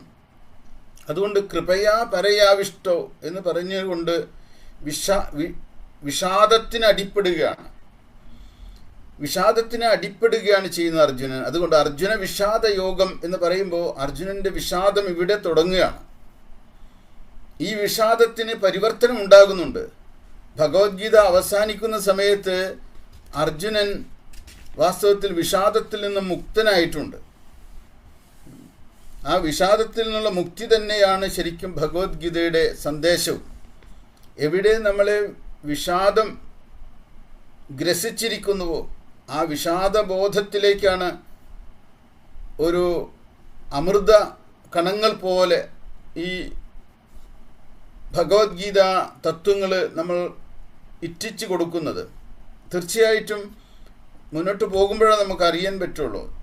എല്ലാവരും ഒരു ഭഗവത്ഗീത ടെക്സ്റ്റ് വാങ്ങിക്കണമെന്ന് ഞാൻ പറഞ്ഞിട്ടുണ്ടായിരുന്നു, അനീഷിനോടും പറഞ്ഞിട്ടുണ്ടായിരുന്നു. ഭഗവത്ഗീത ടെക്സ്റ്റ് വളരെ അത്യന്താപേക്ഷിതമാണ്. കാരണം ഓരോ വാക്കിനും അതിൻ്റെ ആഴമുണ്ട്, അതിൻ്റെ അർത്ഥമുണ്ട്. അത് പഠിച്ചാലേ മനസ്സിലാവുള്ളൂ. സംസ്കൃതം എന്ന് പറയുന്നത് നമ്മൾക്ക് അവഗണിക്കേണ്ട ഒരു ഭാഷയല്ല. സംസ്കൃതം നമുക്ക് പരിചിതമാണ്. 40% ഇപ്പോഴുടെ നമ്മുടെ വ്യവഹാര ഭാഷയിൽ സംസ്കൃത പദങ്ങളുണ്ട് ധാരാളം. അതുകൊണ്ട് ഇതൊക്കെ ചൊല്ലുന്ന സമയത്ത് ഈ കൃപ എന്ന വാക്ക് പരമമായ എന്നർത്ഥത്തിൽ ആവിഷ്ട ആവേശിക്കുക എന്നുള്ള അർത്ഥമൊക്കെ നമ്മുടെ മലയാള ഭാഷയിൽ തന്നെയുള്ളതാണ്. വിഷീദൻ എന്ന് പറഞ്ഞ വിഷാദം എന്ന അർത്ഥത്തിൽ. ഇതൊക്കെ സംസ്കൃതമാണെങ്കിലും മലയാളത്തിനോട് അടുത്ത് നിൽക്കുന്ന പദങ്ങളാണ്. അപ്പോൾ അർജുന ഉവാച, ഇവരെയൊക്കെ കണ്ടപ്പോൾ എന്തുണ്ടായ അർജുനന്? സീദന്തി മമ ഗാത്രാണി മുഖം ച പരിശുഷ്യതി വേപഥുശ്ച ശരീരേ മേ രോമഹർഷശ്ച ജായത്തെ. സീദന്തി മമ ഗാത്രാണി, എൻ്റെ ശരീരം. ഗാത്രം എന്ന് പറഞ്ഞ ശരീരം. സീദന്തി, സീദന്തി എന്ന വാക്കിന് അർത്ഥം തളരുന്നു എന്നാണ്, വിറയ്ക്കുന്നു. എൻ്റെ ശരീരത്തിന് തളർച്ചയുണ്ടാകുന്നു വളരെയധികം ഇവരെ കണ്ടപ്പോൾ. ദുഷ്ടേമം സ്വജനം കൃഷ്ണ യുയുത്സും സമുപസ്ഥിതം, ഇവിടെ കൂടി നിൽക്കുന്ന ആളുകളെ കണ്ടപ്പോൾ എനിക്ക് എൻ്റെ ശരീരത്തിന് എന്തുണ്ടാകുന്നു? തളർച്ച ഉണ്ടാകുന്നു, ഭയങ്കരമായിട്ട് തളർന്നു പോകുന്നു ശരീരം. മുഖം ച പരിശുഷ്യതി, മുഖം എന്ന് പറഞ്ഞ വായ വരണ്ടു പോകുക. എന്തായിരിക്കണം അർജുനൻ അനുഭവിക്കുന്നത്? അപ്പോൾ പല ആളുകളും അർജുനനെ കുറ്റപ്പെടുത്താറുണ്ട്. എന്തെന്ന് വെച്ചാൽ അർജുനൻ ഭീരുവാണ്, അർജുനന് ഭയമുണ്ടായിരിക്കുന്നു, അർജുനൻ യുദ്ധക്കളത്തിൽ നിന്ന് രക്ഷപ്പെടാൻ ശ്രമിക്കുകയാണ് ഓരോന്ന് പറഞ്ഞിട്ട് എന്നൊക്കെ വ്യാഖ്യാനിക്കുന്നവരുണ്ട്. പക്ഷേ നടരാജ ഗുരു വ്യാഖ്യാനം എഴുതിയപ്പോൾ അർജുനനെ ഭീരുവായിട്ട് ചിത്രീകരിക്കുന്നവരെ ഗുരു നിശിതമായി വിമർശിക്കുമായിരുന്നു. അർജുനൻ ഭീരുവല്ല. അർജുനൻ ഭീരുവായിരുന്നെങ്കിൽ, പക്ഷേ ഇവിടെ കാണുന്ന ലക്ഷണങ്ങൾ നോക്കൂ. എൻ്റെ അവയവങ്ങൾ തളരുന്നു കൃഷ്ണ, വായ വരണ്ടുപോകുന്നു. മേ ശരീരേ വേപധൂച, എൻ്റെ ശരീരത്തിൽ വിറയിലുണ്ടാകുകയാണ്. രോമഹർഷശ്ച ജായതേ, രോമഹർഷമുണ്ടാകുന്നു, എനിക്ക് രോമങ്ങൾ എഴുന്നു നിൽക്കുന്നു. ഗാണ്ഡീവം ഹസ്താത് ശ്രംസതേ, ഗാണ്ഡീവം കയ്യിൽ നിന്ന് ഊർന്നു വീഴാണ്. ഗാണ്ഡീവം അർജുനനെ സംബന്ധിച്ചിടത്തോളം അർജുനൻ്റെ ഏറ്റവും ശക്തമായ ഒരു ആയുധമാണ് ഗാണ്ഡീവം. അത് കയ്യിൽ നിന്ന് പോകാമെന്ന് പറഞ്ഞു കഴിഞ്ഞാൽ അർജുനൻ ഏറെ ദുർബലനാകുന്നു എന്നാണ് അർത്ഥം. അത് കയ്യിൽ നിന്ന് ഊർന്നു പോകുന്നു. ത്വക്ഷ പരിദഹ്യതേ, തൊലിയും ചർമ്മവും ചുട്ടുപൊള്ളുകയാണ്. എന്താ കാരണം ഇതെന്ന് ചോദിക്കുക. ഒരർത്ഥത്തിൽ ഒരു സംഭവം നമ്മൾ പുറത്ത് കാണുമ്പോൾ നമ്മുടെ മനസ്സിനും ശരീരത്തിനും ഉണ്ടാകുന്ന ഈ മാറ്റങ്ങൾ, വിറയൽ, തളർച്ച, വായിലെ ഉമിനീര് വറ്റിപ്പോകൽ, ഇതൊക്കെ ഒരു സൈക്കോസോമാറ്റിക് ഡിസീസ് പോലെ വ്യാപിക്കുന്നതാണ്. മനസ്സിനും ശരീരത്തിനും ആകവേ തന്നെ അത് ബാധിക്കുന്നതാണ്. ത്വക്ഷൈവ പരിദഹ്യതേ അവസ്ഥാതും ന ശക്നോമി, എനിക്ക് നിൽക്കാൻ പറ്റുന്നില്ല, നിവർന്ന് നിൽക്കാൻ പറ്റുന്നില്ല. മേ മനഃ ഭ്രമതി ഇവച്ച, എൻ്റെ മനസ്സിങ്ങനെ ഭ്രമിച്ചുകൊണ്ടിരിക്കുന്നു. ഭ്രമിക്കാന്ന് പറഞ്ഞു കഴിഞ്ഞാൽ മനസ്സ് കറങ്ങിക്കൊണ്ടിരിക്കുന്ന പോലെ. പെട്ടെന്ന് അർജുനനുണ്ടായിട്ടുള്ള ഈ മാറ്റം നിങ്ങൾ ശ്രദ്ധിക്കണം. അർജുനൻ എത്ര ശക്തനായൊരു യോദ്ധാവായിരുന്നു, എന്നിട്ടും ആ ശക്തനുണ്ടാകുന്ന ഈ അപചയം, ശാരീരിക മാനസിക അപചയം, ഈ പരിവർത്തനം, അത് നമ്മളുടെ ജീവിതത്തിലും വരാം. എപ്പോഴൊക്കെ അത് സംഭവിക്കാമെന്ന് പറയാൻ പറ്റില്ല. നമ്മൾ ശക്തരെന്ന് പറയുന്നത് നമ്മളുടെ ഉപരിപ്ലവ മനസ്സിലാണ്. എന്നാൽ ഉപബോധ മനസ്സിലാകട്ടെ നമ്മളെ ദുർബലനാക്കാനുള്ള എല്ലാം അവിടെ അടക്കി വെച്ചിട്ടുണ്ട്. നമ്മുടെ ഉപബോധ മനസ്സിൽ എന്തൊക്കെയാണ് കിടക്കുന്നതെന്നറിയില്ല. അർജുനൻ്റെ ഉപബോധ മനസ്സിൽ മമത വളരെ ശക്തമായിരുന്നു. ബന്ധുജനങ്ങളോടുള്ള ആ പ്രീതി വളരെ ശക്തമായിരുന്നു. അതുകൊണ്ട് അർജുനന് ഈ തളർച്ച ഉണ്ടായത്. അവരോട് എതിരേടേണ്ടി വരുമ്പോൾ അർജുനൻ്റെ ഭയം എന്തെന്ന് ചോദിച്ചാൽ, അർജുനൻ്റെ ശക്തി അർജുനനറിയാം, ഗാണ്ഡീവത്തിൻ്റെ ശക്തി അർജുനനറിയാം. അതിൻ്റെ മുന്നിൽപ്പെട്ടവരെല്ലാവരും ഈയാമ്പാറ്റകൾ തീയിൽപ്പെടുമ്പോൾ പൊഴിഞ്ഞു വീഴുന്നത് പോലെ, കരിഞ്ഞു പോകുന്നത് പോലെ പോകും എന്ന് അർജുനനറിയാം. അതുകൊണ്ട് ഒരു യുദ്ധക്കളത്തിൽ അത്രയും ഘോരമായ യുദ്ധം നടക്കുമ്പോൾ ശരങ്ങൾ ഏൽക്കുന്നത് ആരാണെന്ന് കാണാൻ പോലും സമയം കിട്ടുന്നതിന് മുമ്പ് ഓരോരുത്തരും കാലപുരിയിലേക്ക് പോയിക്കൊണ്ടിരിക്കുന്ന ഈ അത്യാസന്ന നിമിഷത്തിൽ അർജുനൻ വ്യസനിക്കുന്നത് ഒരർത്ഥത്തിൽ ഭയം കൊണ്ടല്ല. അർജുനൻ്റെ ശക്തിയെക്കുറിച്ച് അർജുനനറിയാം. ഒരു യോദ്ധാവിൻ്റെ എല്ലാ ശക്തിയും അർജുനനിലുണ്ട്. അർജുനൻ്റെ ഭൂതകാലത്തിൽ അർജുനൻ പടപൊരുതിയിട്ടുള്ള ഓരോരുത്തരെയും നോക്കുക. ഭഗവാൻ ശിവനോട് പോലും അർജുനൻ പടപൊരുതിയിട്ടുണ്ട്. അത്രയും ശക്തനായിട്ടുള്ള അർജുനൻ്റെ ഈ നില എന്തെന്ന് ചോദിച്ചു കഴിഞ്ഞാൽ ഇമോഷണലി വീക്കായിരിക്കുന്നു, വൈകാരികമായിട്ട് വീക്കായിരിക്കുകയാണ്. യുദ്ധക്കളത്തിൽ നിൽക്കാൻ പറ്റുന്നില്ല എന്ന് പറഞ്ഞു കഴിഞ്ഞാൽ നജ ശക്നോമി അവസ്ഥാതും, നിൽക്കാൻ കഴിയുന്നില്ല എനിക്ക്. ഭ്രമതീവ ചമേ മനഃ, എൻ്റെ മനസ്സ് ഇങ്ങനെ തിരിഞ്ഞുകൊണ്ടിരിക്കുകയാണ്. എന്താണ് ഈ അവസ്ഥയ്ക്ക് പറയാം? ഗുരു നിത്യചൈതന്യതയുടെ വ്യാഖ്യാനത്തിൽ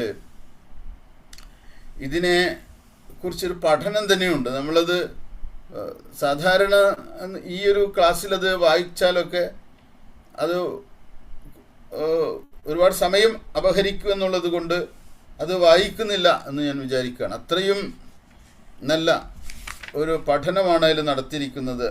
അർജുനൻ്റെ ഓരോ അവയവങ്ങൾക്കും ഉണ്ടാകുന്ന ഈ ശോഷണത്തെക്കുറിച്ച് അതിൽ പറയുമ്പോൾ 31-ാമത്തെ ശ്ലോകത്തിൽ അർജുനൻ പറയുന്നു, നിമിത്താനി ച പശ്യാമി വിപരീതാനി കേശവ ന ച ശ്രേയോനു പശ്യാമി ഹത്വാ സ്വജനം ആഹവേ.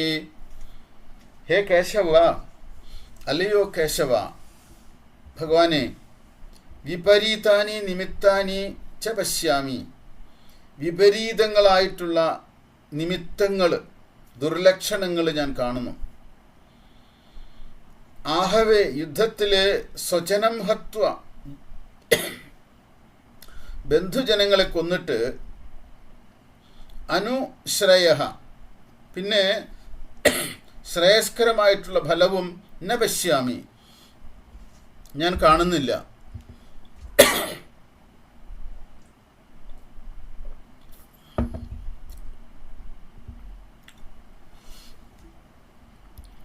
യുദ്ധത്തിൽ സ്വജനങ്ങളെ കൊന്നിട്ട് ഒരു തരത്തിലുള്ള ശ്രേയസ്സും ഞാൻ കാണുന്നില്ല.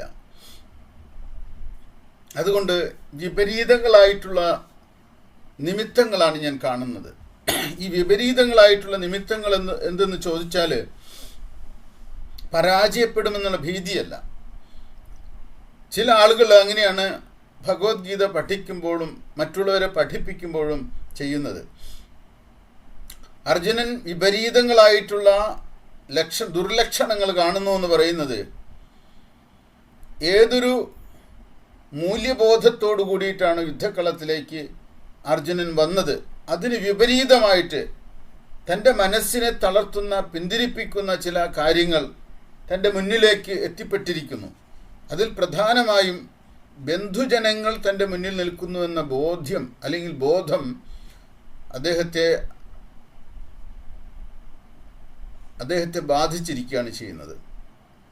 അപ്പോൾ പെട്ടെന്ന് അർജുനൻ്റെ ആ തീരുമാനം, മുൻകൂട്ടി തീരുമാനിച്ച യുദ്ധക്കളത്തിലേക്ക് വന്ന് യുദ്ധം ചെയ്യണം എന്നുള്ള തീരുമാനം മാറുകയാണ്.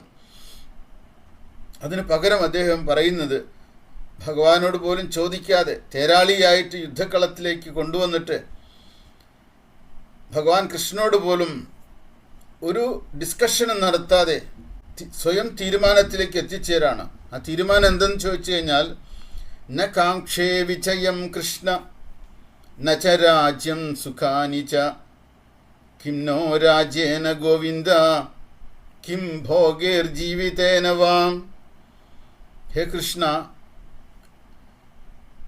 വിജയം, ജയത്തെയും രാജ്യത്തെയും ന കാംക്ഷേ, ഞാൻ കാക്ഷിക്കുന്നില്ല, ഞാൻ ആഗ്രഹിക്കുന്നില്ല. ജയിക്കാനാണല്ലോ യുദ്ധത്തിലേക്ക് വന്നത്, യുദ്ധക്കളത്തിലേക്ക് വന്നത്. രണഭൂമിയിലേക്ക് വരുമ്പോൾ യുദ്ധം ജയിക്കണം, ധർമ്മം ജയിക്കണം എന്നാണ്. യുദ്ധം എന്ന് പറഞ്ഞാൽ ധർമ്മം ജയിക്കണം എന്നുള്ള ചിന്തയോടും നിശ്ചയത്തോടും കൂടിയാവുന്നത്. ഇപ്പോൾ ഈ സ്വജനങ്ങളെ കണ്ടപ്പോൾ നിമിത്തങ്ങൾ വിപരീതങ്ങളായിട്ട് അദ്ദേഹത്തിന് തോന്നാണ്. അപ്പം അദ്ദേഹം പറയുന്നു, രാജ്യത്തെയും ഞാൻ ആഗ്രഹിക്കുന്നില്ല, സുഖാനിജ, സുഖങ്ങളെയും ഞാൻ ഇച്ഛിക്കുന്നില്ല.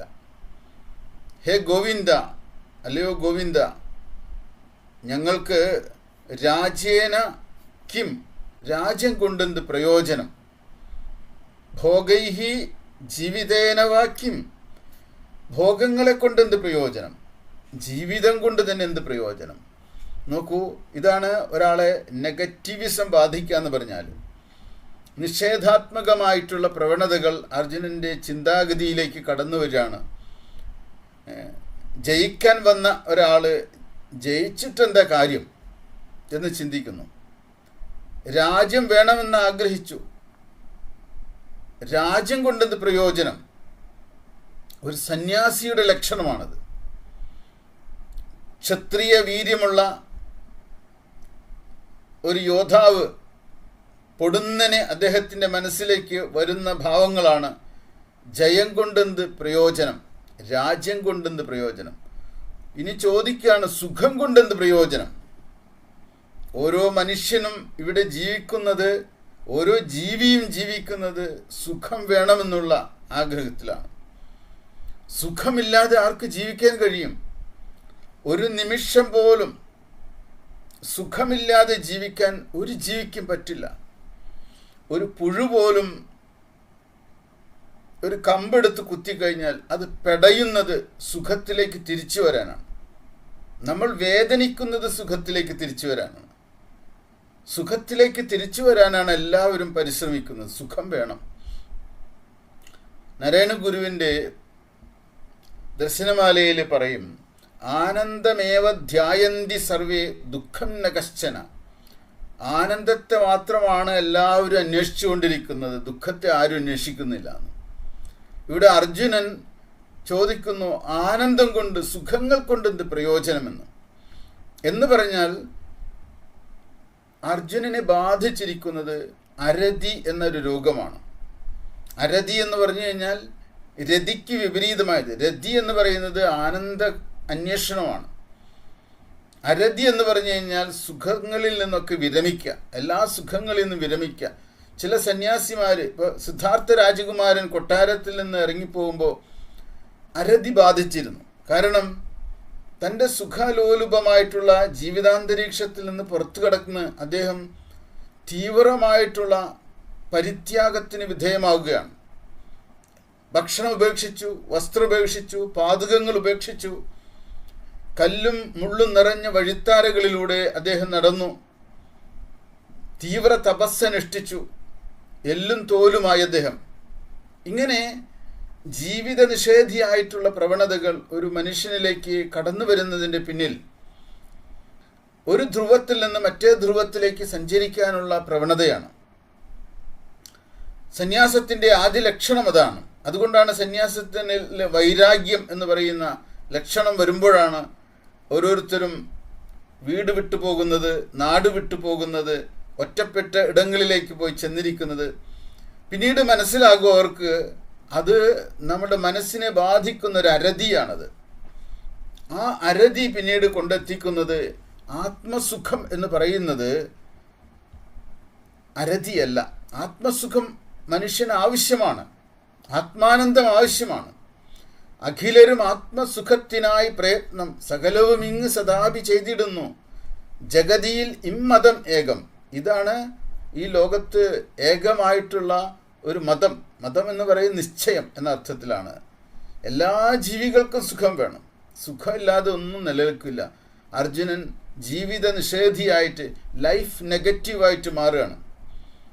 അത്തരം ഒരു പരിവർത്തനം ആണ് ഇവിടെ കാണുന്നത്. ഹേ ഗോവിന്ദ, രാജ്യം കൊണ്ടെന്ത് പ്രയോജനം, ഭോഗങ്ങൾ കൊണ്ടെന്ത് പ്രയോജനം, ജീവിതം കൊണ്ടെന്ത് പ്രയോജനം എന്ന് ചോദിച്ചപ്പോൾ അർജുനനിൽ സൂയിസൈഡൽ ടെൻഡൻസി വന്നിരിക്കുന്നു. ആത്മഹത്യാ പ്രവണതയുള്ള ഒരു വ്യക്തിയാണ് അങ്ങനെ ചോദിക്കുന്നത്. യുദ്ധഭൂമിയിൽ ബന്ധുജനങ്ങളുമായിട്ട് യുദ്ധം ചെയ്യേണ്ടി വരുമെന്നും അവർ യുദ്ധഭൂമിയിൽ മരിച്ചു പോകുമെന്നും അങ്ങനെ വരുമ്പോൾ തൻ്റെ ജീവിതം അർത്ഥശൂന്യമായിട്ട് തീരുമെന്നും അതിനേക്കാൾ നല്ലത് ആത്മഹത്യ ചെയ്യുന്നതാണെന്നും ഉള്ള നിഗമനത്തിലേക്ക് ഒരു വ്യക്തി എത്ര പെട്ടെന്നിനെയാണ് നിബന്ധിക്കുന്നത് എന്ന് ഈ അർജുനൻ്റെ വാക്കുകളിൽ നിന്ന് നമ്മൾ മനസ്സിലാക്കേണ്ടതാണ്. അതുകൊണ്ടാണ് ഈ 1-ാം അധ്യായം പഠിക്കണമെന്ന് പറഞ്ഞത്. ശങ്കരാചാര്യർ ഈ 1-ാം അധ്യായത്തിന് വ്യാഖ്യാനം എഴുതിയിട്ടില്ല. വ്യാഖ്യാനം എഴുതിയിട്ടില്ല എന്ന് പറയുമ്പോൾ പലരും അത് വ്യാഖ്യാനിച്ചിട്ടുണ്ട്. ആചാര്യരുടെ ഭാഷ്യമില്ലാതെ തന്നെ, കമൻ്ററി ഇല്ലാതെ തന്നെ അതിന് വ്യാഖ്യാനിച്ചിട്ടുണ്ട്. നടരാജ ഗുരുവിൻ്റെ വ്യാഖ്യാനം വളരെ മനോഹരമാണ്. ഗുരു നിത്യചൈതന്യതിയും അത്യാവശ്യം വിശദീകരണങ്ങളായി നൽകിയിട്ടുണ്ട്. ഓരോ വാക്കിനും, വാക്കിൻ്റെ പിന്നിലിരിക്കുന്ന മനസ്സിനും അർത്ഥം കണ്ടുപിടിച്ച് അത് വിസ്തരിച്ചിട്ടുണ്ട് അവർ. അർജുനൻ ചോദിക്കുന്നു, യേഷാമർത്ഥേ കാക്ഷിതന്നോ രാജ്യം ഭോഗാ സുഖാനിച്ച ത ഇമേ അവസ്ഥിതായുദ്ധേ പ്രാണാൻ സ്ത്യക്ത്വാ ധനാനിച്ച. ആർക്കൊക്കെ വേണ്ടിയിട്ടാണോ? യേഷാമർത്ഥേ, യാതൊരുവർക്ക് വേണ്ടി രാജ്യം കാക്ഷിക്കപ്പെടുന്നതായിരിക്കുന്നുവോ, ഈ രാജ്യം ആഗ്രഹിക്കുന്നത്, ഈ യുദ്ധം ചെയ്ത് രാജ്യം നേടിയെടുക്കണമെന്ന് ആർക്ക് വേണ്ടിയിട്ടാണ് ആഗ്രഹിക്കുന്നത്? ആർക്ക് വേണ്ടിയിട്ടാണ് ഈ രാജ്യം നേടിയെടുക്കുന്നത്? ആ ആളുകളാണ് ഭോഗങ്ങളും സുഖങ്ങളും ഉപേക്ഷിച്ചുകൊണ്ട്, ജീവനെയും ധനത്തെ ഉപേക്ഷിച്ചുകൊണ്ട് യുദ്ധക്കളത്തിൽ വന്നു നിൽക്കുന്നത്. ഈ ആളുകൾക്ക് വേണ്ടി തന്നെയാണ് യുദ്ധം ചെയ്യുന്നത്. എന്നാൽ യുദ്ധക്കളത്തിൽ മരിക്കാൻ തയ്യാറായി വന്നു നിൽക്കുന്നത് ഇവരാണ്. ഇവർ മരിച്ചു കഴിഞ്ഞാൽ പിന്നെ ഈ യുദ്ധത്തിൻ്റെ പ്രയോജനം എന്ത് എന്ന ചോദ്യം ഉണ്ടായിരിക്കുന്നു. യുദ്ധത്തിൽ ഇവർ പരാജയപ്പെടാതെ രാജ്യം കിട്ടില്ലല്ലോ. അങ്ങനെ രാജ്യം കിട്ടിയിട്ട് എന്ത് പ്രയോജനം? ഈ ചോദ്യങ്ങൾ അർജുനനെ ബാധിച്ചിരിക്കുന്നു. അതുകൊണ്ട് മഹാത്മാഗാന്ധിക്ക് അർജുനൻ പറയുന്ന വാദങ്ങളോട് വളരെ വളരെ അടുപ്പമായിരുന്നു. മഹാത്മാഗാന്ധി അർജുനൻ്റെ തത്വചിന്തയ്ക്കാണ് പ്രാധാന്യം കൊടുത്തത് എന്ന് പറയും. കാരണം അർജുനൻ്റെ വാദഗതിയാണ് ഒരർത്ഥത്തിൽ 99% ആളുകളും സ്വീകാര്യമായിട്ട് കരുതുക. എന്തെന്ന് ചോദിച്ചു കഴിഞ്ഞാൽ, നമ്മളെല്ലാവരും സംഘമുള്ളവരാണ്, അറ്റാച്ച്മെൻ്റ് ഉള്ളവരാണ്. നമ്മൾക്കെല്ലാവർക്കും സ്വജനങ്ങൾക്ക് വേണ്ടിയിട്ട് എന്തെങ്കിലും ചെയ്യണമെന്ന് ആഗ്രഹമുള്ളവർ, അജ്ഞാനബാധിതരാണ് നമ്മൾ. നമുക്കറിഞ്ഞുകൂടാ ഈ ലോകത്തിൻ്റെ വ്യവസ്ഥ എങ്ങനെ നിലനിൽക്കണമെന്ന്. അത് ഈശ്വരന് മാത്രമേ അറിയുള്ളൂ. അപ്പോൾ ഇവിടെയാണ് നടരാജ ഗുരു നിത്യചൈതന്യതി ഒക്കെ കൂടിയിട്ടൊരിക്കൽ ബോംബെയിൽ ഒരു ഗീതാ സമ്മേളനത്തിൽ പങ്കെടുത്തു. ആ ഗീതാ സമ്മേളനത്തിൽ പങ്കെടുത്ത് രാത്രി ഏറെയായി. ഗീതാ സമ്മേളനത്തിൽ നിന്ന് പ്രസംഗിക്കുന്ന എല്ലാവരും അർജുനനെ ഭീരുവെന്നും അർജുനനെ ദുർബലനെന്നും അർജുനനെ ഒന്നിനും കൊള്ളാത്തവനെന്നും ഒക്കെ ആക്ഷേപിച്ചുകൊണ്ടിരിക്കുകയാണ്, അടച്ചാക്ഷേപിച്ചുകൊണ്ടിരിക്കുകയാണ്. ഇതെല്ലാം കേട്ട് അവസാനം കുറച്ച് സമയമാണ് നടരാജ ഗുരുവിന് കിട്ടുള്ളൂ. ഏറെ രാത്രിയായി. അപ്പോൾ ഗുരു പറഞ്ഞു, ഇവരെല്ലാവരും പ്രസംഗിച്ചതിൽ നിന്നും വ്യത്യസ്തമായിട്ടുള്ളൊരു വീക്ഷണമാണ് എനിക്കുള്ളത്. എന്തെന്നാൽ അർജുനൻ ഇവർ പ്രസംഗിച്ചതുപോലെ ഒരു ഭീരുവൊന്നുമല്ല. നിങ്ങൾ അർജുനനോടെങ്കിലും ആയിട്ട് വേണം ഇങ്ങനെ സംസാരിക്കാൻ. അർജുനൻ്റെ തലത്തിലെങ്കിലും എത്തിയിട്ട് വേണം നിങ്ങൾ ഇങ്ങനെ സംസാരിക്കാൻ. കാരണം അർജുനൻ ഒരു വ്യക്തി എന്ന രീതിയിൽ വളരെ ഉയർന്ന നിലയിൽ നിൽക്കുന്ന ഒരാളാണ്. അർജുനൻ പറയുന്നത് ശരിയാണ്. ആ ശരിയെ നമുക്ക് അംഗീകരിച്ചേ മതിയാകൂ. പക്ഷേ ആ ശരിയെ നമുക്ക് തിരുത്താൻ കഴിയുന്ന ഒരു ശരി നമ്മുടെ കൈവശം ഇല്ല എന്നുള്ളതാണ് ഇപ്പോഴും. ഭഗവത്ഗീത പഠിക്കുമ്പോൾ നമുക്കുണ്ടാകുന്ന ഒരു വൈഷമ്യം അതാണ്. അർജുനൻ പറയുന്ന ശരിയെ തിരുത്താൻ പോരുന്നൊരു ശരി നമ്മുടെ കൈവശമില്ല. അതുകൊണ്ട് ഞാൻ അർജുനൻ പറയുന്നത് ശരിയല്ല എന്ന് നിങ്ങളോട് ഞാൻ പറയില്ല. കാരണം അർജുനൻ പറഞ്ഞത് ശരിയാണ്. എന്നാൽ അർജുനൻ പറഞ്ഞതിനേക്കാളും വലിയ ഒരു ശരിയുണ്ട്. ആ വലിയൊരു ശരി ഭഗവാൻ കൃഷ്ണനിലാണ് ഇരിക്കുന്നത്. ആ ശരി നിങ്ങൾക്ക് കേൾക്കണമെങ്കിൽ എനിക്ക് 10 മിനിറ്റ് തന്നാൽ പോരാ, എനിക്ക് 1 മണിക്കൂറെങ്കിലും തരണം എന്ന് നടരാജ ഗുരു ബോംബെയിൽ വെച്ച് ഗീതാ സമ്മേളനത്തിലെ അധികാരികളോട് ആവശ്യപ്പെട്ടു. അപ്പോൾ ജനങ്ങൾ പറഞ്ഞു, ഉറക്കെ വിളിച്ചു പറയാണ്, അങ്ങ് പറയണം, ഞങ്ങൾക്ക് കേൾക്കാൻ ആഗ്രഹമുണ്ട്. ആ വലിയ ശരി ഏതാണെന്ന് കേൾക്കാൻ ആഗ്രഹമുണ്ടെന്ന് പറഞ്ഞു. ആ വലിയ ശരിയാണ് ഭഗവത്ഗീതയിലെ പ്രമേയം എന്ന് പറയുന്നത്. അതായത് അർജുനൻ പറഞ്ഞ ശരിയേക്കാളും വലിയ ഒരു ശരി, അതൊരു യൂണിവേഴ്സൽ ശരിയാണ്. അത് ഈ പ്രപഞ്ചത്തിൻ്റെ മുഴുവനും ശരിയാണ്. അർജുനൻ പറയുന്നത് സ്വന്തം ജനതയുടെ ശരിയാണ്, സ്വന്തം ബന്ധുക്കളുടെ ശരിയാണ്. അപ്പോൾ ശരികൾ പല വിധത്തിലുണ്ട്. അതിൽ ഏത് ശരിയാണ് എല്ലാവർക്കും സ്വീകാര്യമായിട്ടുള്ള ശരി? ആ ശരി ധർമ്മത്തിൻ്റെ ശരിയാണ്. ധർമ്മം എന്താണ് എന്ന് നമുക്കറിഞ്ഞുകൂടാ. നമ്മളും ധർമ്മത്തെക്കുറിച്ച് അന്വേഷിക്കേണ്ടിയിരിക്കുന്നു.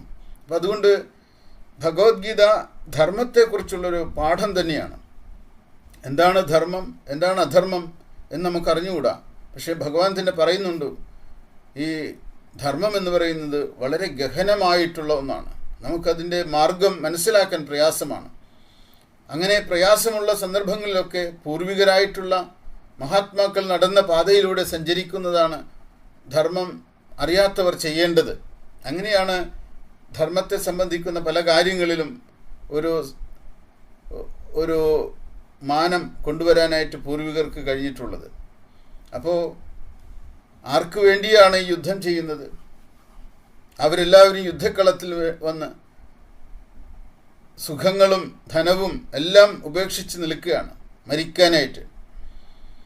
അവരാരൊക്കെയാണെന്ന് പറയാണ്. ആചാര്യ പിതരപുത്രാഹ തഥൈവ ച പിതാമഹാഹ മാതുലാ ശ്വശുരാ പൗത്രാഹ സ്യാലാ സംബന്ധിനസ്തദാ ഏതാന്ന ഹന്തുമിച്ഛാമി ഘ്നതോപി മധുസൂദന അഭിത്രൈലോക്യരാജ്യസ്യ ഹേതോ കിംനു മഹീകൃതേ.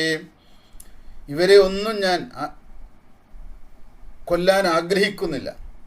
ഞാൻ കൊല്ലപ്പെട്ടാൽ പോലും ഞാൻ ഇവരെ കൊല്ലാൻ ആഗ്രഹിക്കുന്നില്ല. സ്വയം മരണപ്പെട്ടാൽ പോലും ആരെയും കൊല്ലാൻ ആഗ്രഹിക്കുന്നില്ല. ഇത് നോൺ വയലൻസ് ആണോ എന്ന് ചോദിക്കുകയാണ്. നമ്മൾ തന്നെ ചോദിച്ചു നോക്കൂ, ഇതാണോ ശരിക്കും അഹിംസ എന്ന് പറയുന്നത്? അതായത് സ്വയം കൊലയ്ക്ക് കൊടുക്കാൻ എന്ന് പറയുമ്പോൾ ശത്രുവിൻ്റെ ആയുധമേറ്റ് സ്വയം മരിച്ചു വീഴുന്നതാണ് ഇവരെ കൊല്ലുന്നതിനേക്കാൾ നല്ലതെന്നൊരു ഫിലോസഫി വളരെ നല്ലതാണ് എന്ന് നമുക്ക് തോന്നും, അല്ലേ? കാരണം എത്ര ത്യാഗമാണ് അദ്ദേഹം ചെയ്യുന്നത് എന്ന് വിചാരിക്കും. അതുകൊണ്ടാണ് ഭഗവത്ഗീതയിൽ അർജുന പക്ഷത്തിനോട് നമുക്ക് സ്വീകാര്യത തോന്നും. ആദ്യം ഈ സ്വീകാര്യത എവിടെ വെച്ചാണ് സ്വീകാര്യത അല്ലാതായിട്ട് മാറുന്നതെന്ന് ഗീത പഠിക്കുന്നവർക്ക് അറിയുള്ളൂ. അതുകൊണ്ടാണ് ഗീതയ്ക്ക് ഒരുപാട് ആക്ഷേപങ്ങളുണ്ട്. ഭഗവത്ഗീത യുദ്ധത്തെ പ്രോത്സാഹിപ്പിക്കുന്ന ഒരു ശാസ്ത്രമാണെന്ന് പറയും. എന്നാൽ നമ്മൾ യുക്തിപൂർവ്വം ചിന്തിക്കേണ്ട ഒരു കാര്യമുണ്ട്. അർജുനൻ കാട്ടിലേക്ക് പോയി സന്യാസിയായി ജീവിച്ചതുകൊണ്ട് ഈ യുദ്ധം ഒഴിഞ്ഞു പോകുന്നുണ്ടോ? യുദ്ധത്തിൽ ബാക്കിയുള്ളവരെല്ലാവരും, ധർമ്മപക്ഷത്ത് തയ്യാറെടുത്ത് നിൽക്കുന്നവരെല്ലാവരും അഗ്നിയിൽ വീഴുന്ന കീടങ്ങളെപ്പോലെ മരിച്ചു വീഴും. ഇവിടെ ദുര്യോധനൻ്റെ ആളുകളുടെ സ്വൈരവിഹാരത്തിനുള്ള ഒരിടമായിട്ട് മാറും. അതാണ് അവിടെ സംഭവിക്കാൻ പോകുന്നുള്ളൂ. അപ്പോൾ ഭഗവാന്റെ രംഗപ്രവേശനത്തിൻ്റെ അർത്ഥം എന്തിനാണ് ഭഗവാൻ കൃഷ്ണൻ വന്നത്, തേരാളിയായിട്ട് നിന്നതൊക്കെ അതൊരു അർത്ഥവുമില്ലാത്തതായിട്ട് മാറും. അപ്പം അതുകൊണ്ട് 3 ലോകങ്ങൾ തന്നാൽ പോലും, 3 ലോകങ്ങൾ എനിക്ക് തന്നാൽ പോലും ഞാൻ യുദ്ധം ചെയ്യാൻ ആഗ്രഹിക്കുന്നില്ല. കാരണം യുദ്ധത്തിൽ എൻ്റെ ബന്ധുജനങ്ങൾ കൊല്ലപ്പെടുന്നത് എനിക്ക് സഹിക്കാൻ കഴിയുന്നതല്ല എന്ന ഒരു നിലപാടാണ് അർജുനൻ എടുത്തിരിക്കുന്നത്. നിഹത്യധാർത്തരാഷ്ട്രാന്നഃ കാ പ്രീതി സ്യാ ജനാർദ്ദന പാപമേവാശ്രയേതസ്മാൻ ഹത്വൈതാനാഥദായിനഃ. അല്ലയോ ജനാർദ്ദന, അല്ലയോ കൃഷ്ണ, ധൃതരാഷ്ട്രപുത്രന്മാരെ കൊന്നിട്ട് ഞങ്ങൾക്ക് എന്ത് സന്തോഷമുണ്ടാകാൻ പോകുന്നു? ആതതായികളായി ഇവരെ കൊന്നാൽ ഞങ്ങളെ പാപം തന്നെ ആശ്രയിക്കുന്നതാണ്. ആതതായികളാണ് ദുര്യോധനാദികൾ എന്ന് അർജുനനറിയാം. ആതതായികൾ എന്ന വാക്കിൻ്റെ അർത്ഥം വീടിന് തീ വെക്കുന്നവർ ആതതായിയാണ്. ദുര്യോധനാദികൾ വീടിന് എവിടെയാണ് തീ വെച്ചിട്ടുള്ളത്? അരക്കില്ലം ചുട്ടില്ലേ, അവർ ആതതായിയാണ്. അരക്കില്ലത്തിലിട്ട് പഞ്ചപാണ്ഡവന്മാരെ ചുട്ടുകൊല്ലാൻ ശ്രമിച്ച ദുര്യോധനൻ. അന്നാദിയിൽ വിഷം ചേർക്കുന്നവൻ, ഭീമന് വിഷം കൊടുത്തില്ലേ ദുര്യോധനൻ, അത് ആതതായിയാണ്. അവർ ആയുധം കൊണ്ട് കൊല്ലാൻ ശ്രമിക്കുന്നവർ. വിരാട രാജധാനിയിൽ വെച്ചിട്ട് ഈ പാണ്ഡവന്മാരെ കൊല്ലാൻ യുദ്ധസന്നദ്ധരായിട്ട് ഇവർ വന്നില്ലേ, ആയുധം കൊണ്ട് കൊല്ലാനായിട്ട്. ധനം അപഹരിക്കുന്നവർ, കള്ളച്ചൂത് കളിച്ചിട്ട് ധനം അപഹരിച്ചു, ഭൂമി അപഹരിച്ചു, ഭാര്യയെ അപഹരിച്ചു, പാഞ്ചാലി അപഹരിച്ചു. ഇവരൊക്കെ ആതതായികളാണ്. ധർമ്മശാസ്ത്രപ്രകാരം ആതതായികളെ എവിടെ വെച്ചും എങ്ങനെയും ആർക്കും കൊല്ലാം. ഈ ദുര്യോധനാദികൾ മുഴുവനും ആതതായികളാണെങ്കിലും അർജുനൻ പറയാണ്, ആതതായികളാണെങ്കിലും അവരെ ഞാൻ കൊല്ലാൻ ആഗ്രഹിക്കുന്നില്ല. കാരണം അവരെ കൊന്നിട്ട് എനിക്കൊരു സന്തോഷം ഉണ്ടാകില്ല. പാപം ഏവ ആശ്രയേത്, പാപം മാത്രമാണ് എനിക്ക് കിട്ടുള്ളൂ. അപ്പോൾ അർജുനൻ്റെ ചിന്താഗതിയിൽ പാപം പുണ്യം എന്ന് പറയുന്നതൊക്കെ കയറിക്കിടക്കുന്നുണ്ട്. ഭഗവാൻ കൃഷ്ണൻ ഇതിനെക്കുറിച്ചൊക്കെ എന്ത് പറയുന്നു എന്ന് ഇനി മുന്നോട്ട് പോകുമ്പോഴറിയുള്ളൂ. പാപമോ, അതെന്നാ പാപം, എന്താ പാപം എന്ന് പറയുന്നത്, എന്താ പുണ്യം എന്ന് പറയുന്നത്, ആരാണ് യഥാർത്ഥത്തിൽ പാപി? അപ്പോൾ പാപി ആരാണെന്ന് പരിശോധിക്കേണ്ടിയിരിക്കുന്നു. അർജുനന് പാപചിന്തയുണ്ട്. പാപചിന്തയുണ്ടെങ്കിൽ പശ്ചാത്താപ ചിന്തയും ഉണ്ടായിരിക്കും. ഒരാൾ പാപം ചെയ്തു കഴിഞ്ഞാൽ പശ്ചാത്തപിക്കുക എന്ന് പറയുന്നതാണ് ഒരു വഴി. പാപം ചെയ്തതുകൊണ്ട് മാനസിക ബുദ്ധിമുട്ടുകൾ അനുഭവിക്കുന്ന നിരവധി ആളുകളുണ്ട്. ഒരു കർമ്മം പാപമാണെന്ന് നനയ്ക്കുന്നത് ഏതൊരു തോത് വെച്ചിട്ടാണ്. അത് നമ്മൾ മുൻകൂട്ടി ആരൊക്കെയോ പറഞ്ഞു തന്നിരിക്കുന്നതാണ്. ഈ കർമ്മം പാപമാണ്, ബന്ധുജനങ്ങളെ കൊല്ലുന്നത് പാപമാണ്. ഇവിടെ അടിസ്ഥാനപരമായി ബന്ധുജനങ്ങളെ കൊല്ലുക എന്നുള്ളതാണ് ഇവിടെ ഉദ്ദേശം. അതല്ലല്ലോ ഉദ്ദേശം, അതല്ല. അടിസ്ഥാനപരമായിട്ട് അധർമ്മം ശക്തമായിട്ട് പെരുകിയ സമയത്ത് ധർമ്മസംരക്ഷണമാണ് ഒരു രാജാവിൻ്റെ ലക്ഷ്യമായിരിക്കുന്നത്, ഒരു ക്ഷത്രിയൻ്റെ ലക്ഷ്യമായിരിക്കുന്നത്. ശരിക്കും ഒരു ക്ഷതത്തിൽ നിന്ന് രാജ്യത്തെ, മനുഷ്യനെ, ധർമ്മത്തെ രക്ഷിക്കുന്നതാണ് ക്ഷത്രിയൻ. ആ ക്ഷത്രിയൻ്റെ ധർമ്മമാണ് അർജുനൻ അനുഷ്ഠിക്കേണ്ടതായിട്ടുള്ളത്. പക്ഷെ അർജുനൻ പറയുന്നതെല്ലാം നിഷേധാത്മകമായ, ജീവിതഗന്ധിയല്ലാത്ത, മനുഷ്യത്വ വിരുദ്ധമായിട്ടുള്ള, ധർമ്മവിരുദ്ധമായിട്ടുള്ള വാക്കുകളാണ്. അതുകൊണ്ട് തസ്മാനർഹാവയം ഹന്തും ധാർത്തരാഷ്ട്രാൻ സ്വബാന്ധവാൻ സ്വജനം ഹി കഥം ഹത്വാ സുഖിനസ്യാമ മാധവ. അല്ലയോ കൃഷ്ണ, ആയതുകൊണ്ട് ഞങ്ങൾ സ്വബന്ധുക്കളായ ധൃതരാഷ്ട്രപുത്രന്മാരെ കൊല്ലുന്നതിന് യോഗ്യരല്ല. ബന്ധുക്കളെ കൊന്നിട്ട് എങ്ങനെ സുഖികളായി ഭവിക്കും? അതേ ചോദ്യം തന്നെ വീണ്ടും വീണ്ടും ചോദിക്കുകയാണ്. യദ്യപേതേന പശ്യന്തി ലോഭോപഹത ചേതസഃ കുലക്ഷയകൃതം ദോഷം മിത്രദ്രോഹേ ച പാതകം കഥം ന ജ്ഞേയമസ്മാഭിഃ പാപാദസ്മാൻ നിവർത്തിതും കുലക്ഷയകൃതം ദോഷം പ്രപശ്യദ്ഭിർജനാർദ്ദന. ലോഭം കൊണ്ട് വിവേകം നശിച്ച മനസ്സോടുകൂടിയ ഇവർ കുലത്തെ നശിപ്പിക്കുന്നത് കൊണ്ടുള്ള ദോഷവും മിത്രദ്രോഹത്തിലുള്ള പാപത്തെയും അറിയുന്നില്ലെങ്കിലും കുലനാശം കൊണ്ടുണ്ടാകുന്ന ദോഷത്തെ അറിയുന്ന ഞങ്ങളാൽ ഈ പാപത്തിൽ നിന്ന് നിവർത്തിപ്പാൻ വേണ്ടി പ്രവർത്തിക്കേണ്ടതല്ലേ എന്ന് കൃഷ്ണനോട് അർജുനൻ ചോദിക്കുകയാണ്. അതുകൊണ്ട് ഇവർ ലോഭം കൊണ്ട്, സ്വത്തിനോടും രാജ്യത്തിനോടും സമ്പത്തിനോടുള്ള കൊതി കൊണ്ട് വിവേകം നശിച്ച ആളുകളാണ് ഇവർ. ആര്? കൗരവന്മാരും ദുര്യോധനാദികളും. കുലത്തെ നശിപ്പിക്കുന്നതുകൊണ്ടുള്ള ദോഷം, മിത്രദ്രോഹമൊന്നും അവർക്കറിഞ്ഞുകൂടാ. അപ്പോൾ അർജുനൻ്റെ മാനസിക തലത്തിൽ കുലം എന്ന് പറയുന്നത് ഒരു കുലപുരുഷനാണ് അർജുനൻ. ഇന്ന് നമ്മുടെ നാട്ടിൽ കുലസ്ത്രീ എന്ന് പറയുന്നത് പോലെ അധിക്ഷേപിക്കപ്പെടുന്നുണ്ടല്ലോ. ഈ കുലസ്ത്രീ, അതുപോലെ കുലപുരുഷൻ എന്നൊക്കെ പറയുന്നത് പോലെയുള്ള ചിന്താഗതികൾ അർജുനൻ്റെ ഭാഗമായിട്ടുണ്ട്. അർജുനൻ ഒരു കുലത്തെ പ്രതിനിധാനം ചെയ്യാണ്. കുലം സംരക്ഷിക്കപ്പെടണം എന്ന് വിചാരിക്കുന്ന ഒരാളാണ്. കുലത്തിന് എന്തുകൊണ്ട് പ്രാധാന്യം കൊടുക്കുന്നു? കുലത്തിന് കുലധർമ്മങ്ങളുണ്ട്. ഈ കുലധർമ്മങ്ങളിൽ പ്രധാനപ്പെട്ട ഒന്നാണ് ജാതിധർമ്മം. അതിൽ ബ്രാഹ്മണ, ക്ഷത്രിയ, വൈശ്യ, ശൂദ്രാദികളുടെ വർണ്ണഭേദങ്ങളും വർണ്ണ വിവേചനവും ഒക്കെ നിലനിൽക്കുന്നുണ്ട്.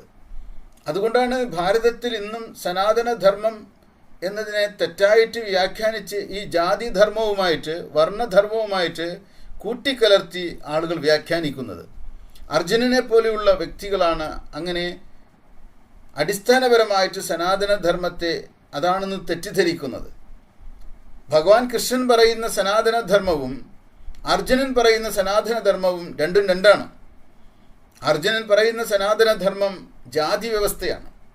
അതിൽ ഭേദചിന്തയുണ്ട്, ശക്തമായ ഭേദചിന്തയുണ്ട്. അത് കുലധർമ്മവുമായിട്ട് ബന്ധപ്പെട്ടതാണ്. അപ്പം അതുകൊണ്ട് അതിനെ എങ്ങനെ ഭഗവാൻ തിരുത്തുന്നു എന്നുകൂടി നമ്മൾ മനസ്സിലാക്കണം. അതുകൊണ്ട് ഇത് പൂർവപക്ഷമാണ്. 1-ാം അധ്യായം പൂർവപക്ഷമാണ്. ഭഗവാൻ പറയുന്നത് സിദ്ധാന്തപക്ഷമാണ്. ഭഗവത്ഗീതയുടെ സിദ്ധാന്തം എന്തെന്ന് നമ്മൾ പഠിക്കണം. അത് മുന്നോട്ട് പോകുമ്പോഴേ നമുക്ക് അറിയാൻ പറ്റുള്ളൂ. ഇതൊക്കെ ഇനി ചർച്ച ചെയ്യപ്പെടുന്ന വിഷയങ്ങളാണ്. കുലക്ഷയേ പ്രണശ്യന്തി കുലധർമ്മ സനാതനഃ ധർമ്മേ നഷ്ടേ കുലം കൃഷ്ണം അധർമ്മോ അഭിഭവത്യുത അധർമാഭിഭവാത് കൃഷ്ണ പ്രദുഷ്യന്തി കുലസ്ത്രിയഃ സ്ത്രീഷു ദുഷ്ടാസു വാർഷ്ണേയ ജായത്തെ വർണ്ണസങ്കരഃ സങ്കരോ നരകായൈവ കുലഘ്നാനാം കുലസ്യ ച പതന്തി പിതരോ ഹ്യേഷാം ലുപ്തപിണ്ഡോദകക്രിയാഃ ദോഷൈരേതൈ കുലഘ്നാനാം വർണ്ണസങ്കരകാരകൈഃ ഉത്സാദ്യന്തേ ജാതിധർമാഃ കുലധർമാശ്ച ശാശ്വതാഃ ഉത്സന്നകുലധർമാണാം മനുഷ്യാണാം ജനാർദ്ദന നരകേ നിയതം വാസോ ഭവതീത്യനുശുശ്രുമാം. 5 ശ്ലോകങ്ങൾ ഒരുമിച്ച് ഒരു കാര്യം ആവർത്തിച്ച് പറയുന്നത്. കുലനാശം ഉണ്ടായാൽ പരമ്പരാഗതങ്ങളായിട്ടുള്ള കുലധർമ്മങ്ങൾ മുഴുവനും നശിച്ചു പോകും. അർജുനൻ്റെ ഒരു വ്യാകുലതയാണ്, വ്യസനമാണത്. അർജുനൻ എന്തുകൊണ്ട് യുദ്ധം ചെയ്യുന്നില്ല? കുലധർമ്മങ്ങൾ നശിച്ചു പോകും. തൻ്റെ ഫാമിലിയുടെ, തൻ്റെ കുടുംബത്തിൻ്റെ പൂർവികരെ സൂക്ഷിച്ചുകൊണ്ട് നടക്കുന്ന പല കാര്യങ്ങളും, ഓർത്തഡോക്സി എന്ന് പറയും അതിനെ, അത് നശിച്ചു പോകുമെന്നുള്ള പേടി കൊണ്ട് ഇവിടെ അധർമ്മം ഉണ്ടായിക്കോട്ടെ, ദുര്യോധനനെ പോലെയുള്ള ഒരു വ്യക്തിക്ക് തോന്നുന്നത് പോലെ ചെയ്യട്ടെ, നമ്മൾ എന്തിനാ അതിലൊക്കെ ഇടപെടുന്നത് കൃഷ്ണ എന്ന് ചോദിക്കുകയാണ്. ഇനി ധർമ്മം നശിച്ചാൽ കുലത്തെ മുഴുവനും ദുരാചാരം, അധർമ്മം ബാധിക്കും. എന്ത് ധർമ്മം നശിച്ചു കഴിഞ്ഞാൽ കുലത്തെ ദുരാചാരം ബാധിക്കും. അല്ലയോ കൃഷ്ണ, അധർമ്മം ബാധിച്ചാൽ കുലസ്ത്രീകൾക്ക് ദോഷമുണ്ടാകും. അപ്പോൾ സ്ത്രീകളുടെ ചാരിത്ര്യം പ്രൊട്ടക്റ്റ് ചെയ്യുക എന്നുള്ളതാണ് അർജുനൻ്റെ ഒക്കെ കുലധർമ്മം എന്ന് പറയുന്നത്. അതുകൊണ്ടാണ് ഈ അർജുനനെ മുന്നിൽ വെച്ചുകൊണ്ട് ഭഗവത്ഗീത പഠിക്കുമ്പോഴാണ് ഭഗവത്ഗീത നെഗറ്റീവായിക്കൊണ്ടിരിക്കുന്നത്. ആധുനിക കാലത്ത് ഒരു സ്ത്രീയെ സംരക്ഷിക്കേണ്ടത് പുരുഷനല്ല, സ്ത്രീ തന്നെയാണ് എന്ന് നമ്മൾ ഇന്ന് തിരിച്ചറിയുന്നുണ്ട്. അത് സ്ത്രീയുടേതായിട്ടുള്ള സ്വാതന്ത്ര്യമാണ്. പുരുഷൻ സ്ത്രീയുടെ പ്രൊട്ടക്ടറായിട്ടിരിക്കുന്നിടത്തോളം കാലം ഇവിടെ ഒരു മെയിൽ ഷൊവനിസം എന്ന് പറയുന്ന പുരുഷൻ്റെ ആധിപത്യമായിരിക്കും ഈ ലോകത്തുണ്ടായിരിക്കുക. ഇന്ന് ആ പുരുഷ കേന്ദ്രീകൃതമായിട്ടുള്ള വ്യവസ്ഥകളൊക്കെ തകിടം മറിഞ്ഞുകൊണ്ടിരിക്കുകയാണ്. കാരണം എന്താണ്? എല്ലാ മനുഷ്യർക്കും മോക്ഷം സാധ്യമാണ്, സ്ത്രീക്ക് മോക്ഷം സാധ്യമല്ല എന്ന് കരുതുന്നവരാണ് അർജുനനൊക്കെ. അർജുനനെ പോലെയുള്ളവരല്ല. സ്ത്രീക്ക് മോക്ഷം സാധ്യമല്ല. ന സ്ത്രീ സ്വാതന്ത്ര്യമർഹതി എന്ന് പറയുന്നത് ഈ അർജുനപക്ഷക്കാരായിട്ടുള്ള കുലധർമ്മങ്ങൾ സംരക്ഷിക്കണം എന്ന് പറയുന്നത് സ്ഥാപിതമായ താല്പര്യമുള്ളവരാണ്. അതുകൊണ്ട് ഭഗവാൻ കൃഷ്ണൻ ഇതിനെയൊക്കെ ഉടച്ചു വാർക്കുന്നുണ്ട് കേട്ടോ. അത് നമ്മൾ ഭഗവത്ഗീത മുന്നോട്ട് പോകുമ്പോഴേ അറിയുള്ളൂ എങ്ങനെ ഈ പൂർവപക്ഷത്തെ സിദ്ധാന്തപക്ഷം കൊണ്ട് കൂടുതൽ സുതാര്യമാക്കി തീർക്കുന്നു എന്ന് നമ്മൾ പഠിക്കേണ്ട കാര്യമാണ്. അല്ലയോ വൃഷ്ണിവംശജ കൃഷ്ണ, സ്ത്രീകൾ നശിച്ചാൽ, സ്ത്രീകൾക്ക് ദോഷം വന്നാൽ വർണ്ണസങ്കരമുണ്ടാകുമെന്ന് ഭയമാണ്. അതായത് ബ്രാഹ്മണവർണ്ണം, ക്ഷത്രിയവർണ്ണം, വൈശ്യവർണ്ണം, ശൂദ്രവർണ്ണം, ബ്രാഹ്മണനും ശൂദ്രനും തമ്മിൽ ചേർന്നാലോ അത് വർണ്ണസങ്കരമാണ്. അങ്ങനെ വരാൻ പാടില്ല. അതുകൊണ്ട് ഈ ലോകത്ത് ഇന്നുള്ള ആധുനികമായിട്ടുള്ള ചിന്താഗതികൾക്കൊക്കെ വിപരീതമായിട്ടുള്ളൊരു ചിന്താഗതി അർജുനിൽ ഇരിക്കുന്നുണ്ട്. നൂറ്റാണ്ടുകളായിട്ട് മനുഷ്യ ജീവിതത്തെ ഏറ്റവും സങ്കുചിതമാക്കിയ ചിന്താഗതികളാണ് ഈ വർണ്ണസങ്കരം എന്ന് പറയുന്നത്. വർണ്ണസങ്കരം ഉണ്ടാകാതിരിക്കാൻ വേണ്ടിയിട്ട് ഫാമിലിയുടെ ധർമ്മങ്ങൾ, കുലധർമ്മങ്ങൾ സംരക്ഷിക്കണമെന്നൊക്കെയുള്ള ചിന്താഗതികൾക്ക്, കുലത്തിന് നാശമുണ്ടായിക്കഴിഞ്ഞാൽ അത് നരകഹേതുവായിരിക്കും, നരകത്തിലേക്ക് നമ്മൾ പോകും. അപ്പോൾ നരകസ്വർഗങ്ങളുള്ള സങ്കല്പങ്ങൾ, ഇത് അർജുനൻ്റെ ഭാഗമാണ്. കുലജ്ഞന്മാരുടെ പിതൃക്കൾ പിണ്ടോദകക്രിയയില്ലാത്തവരായിട്ട് നരകത്തിൽ വീഴും എന്നുള്ള ഭയം, ആശങ്ക. ജാതിമിശ്രത്തെ ഉണ്ടാക്കുന്ന, കുലനാശം വരുത്തുന്നവരുടെ ഈ പാപങ്ങളാൽ അനാദിയായിരിക്കുന്ന ജാത്യാചാരങ്ങളും കുലാചാരങ്ങളും നശിക്കപ്പെടുന്നു. അല്ലയോ ജനാർദ്ദന, കുലധർമ്മങ്ങൾ നശിച്ചു പോയിട്ടുള്ള മനുഷ്യർക്ക് നരകത്തിൽ എപ്പോഴും വാസം ആകുമെന്ന് നമ്മൾ കേട്ടിട്ടുണ്ട്. അപ്പോൾ നരകത്തിലേക്ക് പോകുമെന്നുള്ള ഭീതി എന്തുകൊണ്ട് അർജുനൻ്റെ മനസ്സിൽ ഈ ചിന്തകളൊക്കെ മുളപൊട്ടി എന്ന് ചിന്തിക്കേണ്ടതാണ്. അർജുനൻ ഒരു കാലഘട്ടത്തിൻ്റെ പ്രതിനിധിയാണ്. ആ കാലഘട്ടത്തിൻ്റെ ഉപബോധ മനസ്സിൽ നിന്നാണ് അർജുനൻ സംസാരിക്കുന്നത്. കൃഷ്ണനൊന്നും ചോദിച്ചിട്ടില്ല, കൃഷ്ണനോട് പറഞ്ഞുകൊണ്ടിരിക്കുകയാണ്. ഒന്നാമത്തെ അധ്യായത്തിൽ കൃഷ്ണൻ്റേതായിട്ടുള്ള ഒരു പ്രതികരണവുമില്ല, കൃഷ്ണൻ കേട്ടുകൊണ്ടിരിക്കുകയാണ്. തേരാളിയായിരിക്കുന്ന കൃഷ്ണൻ അർജുനൻ പറയുന്നത് കേട്ടുകൊണ്ടിരിക്കുകയാണ്. രണ്ടാം അധ്യായത്തിൽ എത്തുമ്പോഴാണ് ഭഗവാൻ കൃഷ്ണൻ സംസാരിക്കുള്ളൂ. അപ്പോൾ നമുക്ക് മനസ്സിലാകും അർജുനനെ എത്രമാത്രം സഹിഷ്ണുതയോടു കൂടിയിട്ടാണ് ഒരു മഹാത്മാവ് ശ്രവിച്ചു കൊണ്ടിരിക്കുന്നതെന്ന്. അഹോ ബദ മഹത്പാപം കർത്തും വ്യവസ്ഥിതാവയം യദ്രാജസുഖലോഭേന ഹന്തും സ്വജനമുദ്യതാഹ യതി മാമ പ്രതീകാരം അശസ്ത്രം ശസ്ത്രപാണയഃ ധാത്തരാഷ്ട്രാരണേ ഹന്യുഹു തന്മേ ക്ഷേമതരം ഭവേത്. യാതൊരു കാരണത്താൽ ഞങ്ങൾ രാജ്യസുഖത്തിലുള്ള അത്യാഗ്രഹങ്ങളാൽ ബന്ധുജനങ്ങളെ കൊല്ലാൻ തുനിഞ്ഞവരാകുന്നുവോ, അക്കാരണത്താൽ മഹാപാപത്തെ ചെയ്യാൻ നിശ്ചയിച്ചവരാകുന്നു. ആശ്ചര്യം, മഹാകഷ്ടം. ആയുധങ്ങൾ ധരിച്ചിരിക്കുന്ന ധൃതരാഷ്ട്രപുത്രന്മാർ ആയുധമെടുക്കാത്തവനും എതിർക്കാത്തവനുമായ എന്നെ യുദ്ധത്തിൽ കൊല്ലുന്നുവെങ്കിൽ അത് എനിക്ക് അധികം ക്ഷേമമായിട്ട് ഭവിക്കും. അപ്പോൾ ദുര്യോധനാദികളാൽ കൊല്ലപ്പെടുന്നതാണ് ഉത്തമം എന്നുള്ള നിഗമനത്തിലേക്ക്, നിശ്ചയത്തിലേക്ക് അർജുനൻ വന്നിരിക്കുന്നു. ധാത്തരാഷ്ട്രാഹ രണേ ഹന്യുഹു തന്മേ ക്ഷേമതരം ഭവേത്, അതാണ് ക്ഷേമതരമായിട്ടുള്ളതെന്ന് ഇങ്ങനെ പറഞ്ഞുകൊണ്ട് ഏവമുക്ത്വാർജുന സംഖ്യേ രഥോപസ്ഥ ഉപാവിശത് വിസൃജ്യ സശരം ചാപം ശോകസംവിഘ്ന മാനസഃ. 47-ാമത്തെ ശ്ലോകത്തിലെത്തുമ്പോൾ ഒന്നാം അധ്യായത്തിൻ്റെ അവസാനത്തെ ശ്ലോകത്തിൽ അർജുനനെ നമ്മൾ കാണുന്നത് ഇങ്ങനെയൊക്കെ പറഞ്ഞിട്ട് തേർത്തട്ടിൽ അർജുനൻ ഇരിക്കുകയും കയ്യിലുണ്ടായിരുന്ന ഗാണ്ഡീവം എന്ന് പറയുന്ന ചാപം എറിഞ്ഞു കളയുകയും ചെയ്തു. യുദ്ധം ചെയ്യാനായി വന്ന യോദ്ധാവായ അർജുനൻ ആ ചാപം എറിഞ്ഞു കളഞ്ഞിട്ട് തേർത്തട്ടിൽ വിഷണ്ണനായിട്ട് ഇരിക്കുകയാണ്. യുദ്ധം ചെയ്യാനുള്ള ഇച്ഛ തന്നെ പോയി. അദ്ദേഹം കംപ്ലീറ്റ് ബ്രോക്കണാണ്, തകർന്നിരിക്കുന്നു. അദ്ദേഹത്തിൻ്റെ മനസ്സിൽ പാപചിന്തകൾ വന്നിരിക്കുന്നു, നരകചിന്ത വന്നിരിക്കുന്നു, കുലധർമ്മത്തിൻ്റെ ഹാനിയെക്കുറിച്ചുള്ള ആപച്ചങ്കകൾ വന്നിരിക്കുന്നു.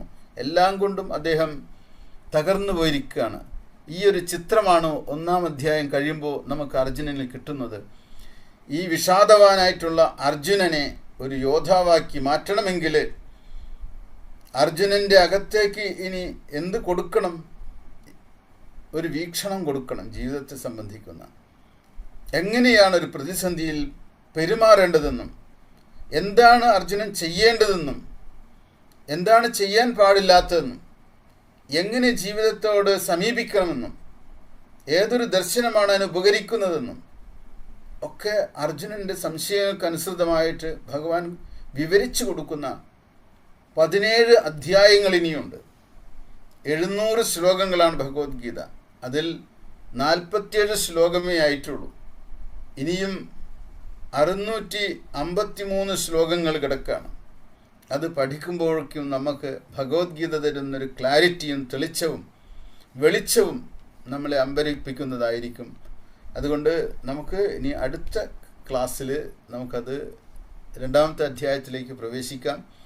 ചെറിയ ചെറിയ ക്ലാസ്സുകൾ ആയിട്ട് മുഴുവൻ എടുക്കില്ല. ഈ ഒന്നാം അധ്യായം ഓടിച്ചെടുത്തു എന്ന് മാത്രം, ഒരു ബേസ് നമുക്കുണ്ടാകാനായിട്ട് അടിസ്ഥാനപരമായിട്ട്. ഇനി വരുന്നത് ചില ശ്ലോകങ്ങൾ നമ്മൾ എടുക്കും, ചിലത് വിട്ടുകളയും. അപ്പോൾ എല്ലാവർക്കും നമസ്കാരം. ഓം.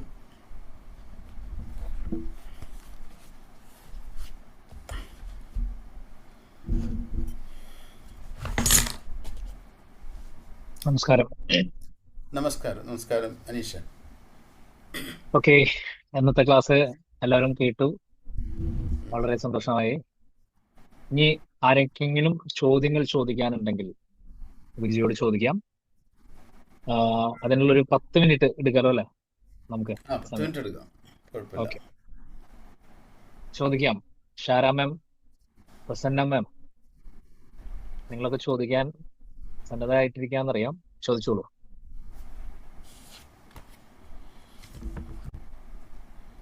ചോദിക്കാം, സന്തോഷമാണ്. മാഡത്തിന്റെ വോയിസ് അൺമ്യൂട്ട് ആക്കുക. അൺമ്യൂട്ട് ചെയ്യണം സംസാരിക്കുമ്പോൾ.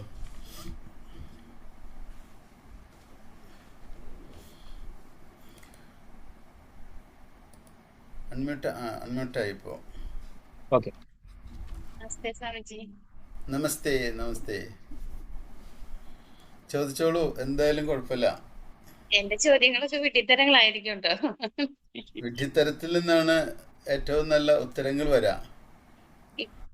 അർജുനനുണ്ടായ വിഷാദം പോലെ നമ്മുടെ ഇപ്പോഴുള്ള സാഹചര്യങ്ങളിൽ നമുക്ക് ഉണ്ടായിപ്പോയാൽ അത് നമ്മൾ എങ്ങനെ തരണം ചെയ്യും? അതിനാണ് നമ്മൾ ഗീത പഠിക്കാൻ പോകുന്നത്. നമ്മൾ ഗീത പഠിക്കുന്നത് അർജുനനുണ്ടാകുന്ന പ്രശ്നം നമ്മൾക്കല്ല, എല്ലാവർക്കും വരാം, എല്ലാ മനുഷ്യർക്കും വരാം. ഒരു വിദ്യാർത്ഥി എൻട്രൻസ് എക്സാമിന് തയ്യാറെടുക്കുകയാണ്.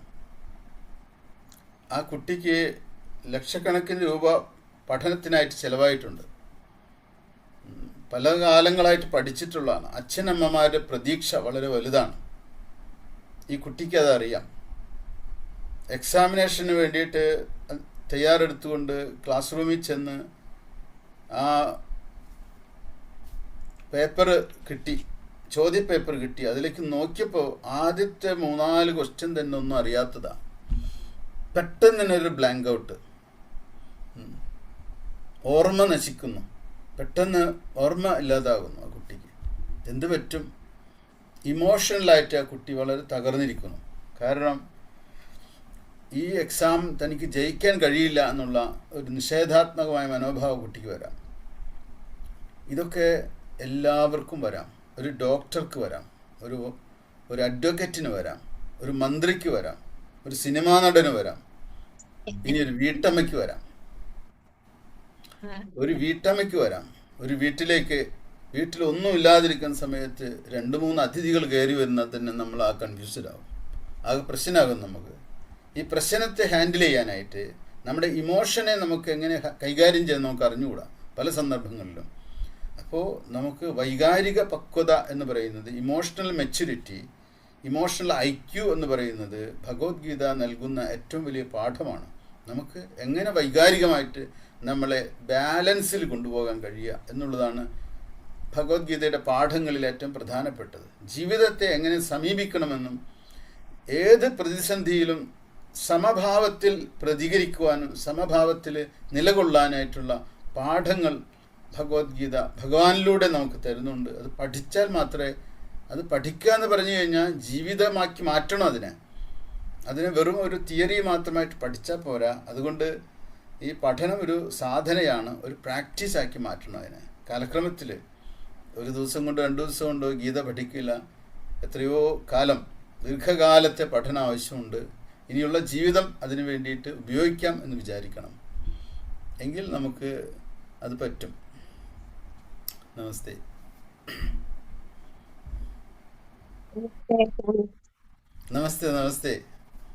കേൾക്കുന്നുണ്ടല്ലോ, കേട്ടിരുന്നല്ലോ അല്ലേ എല്ലാതും?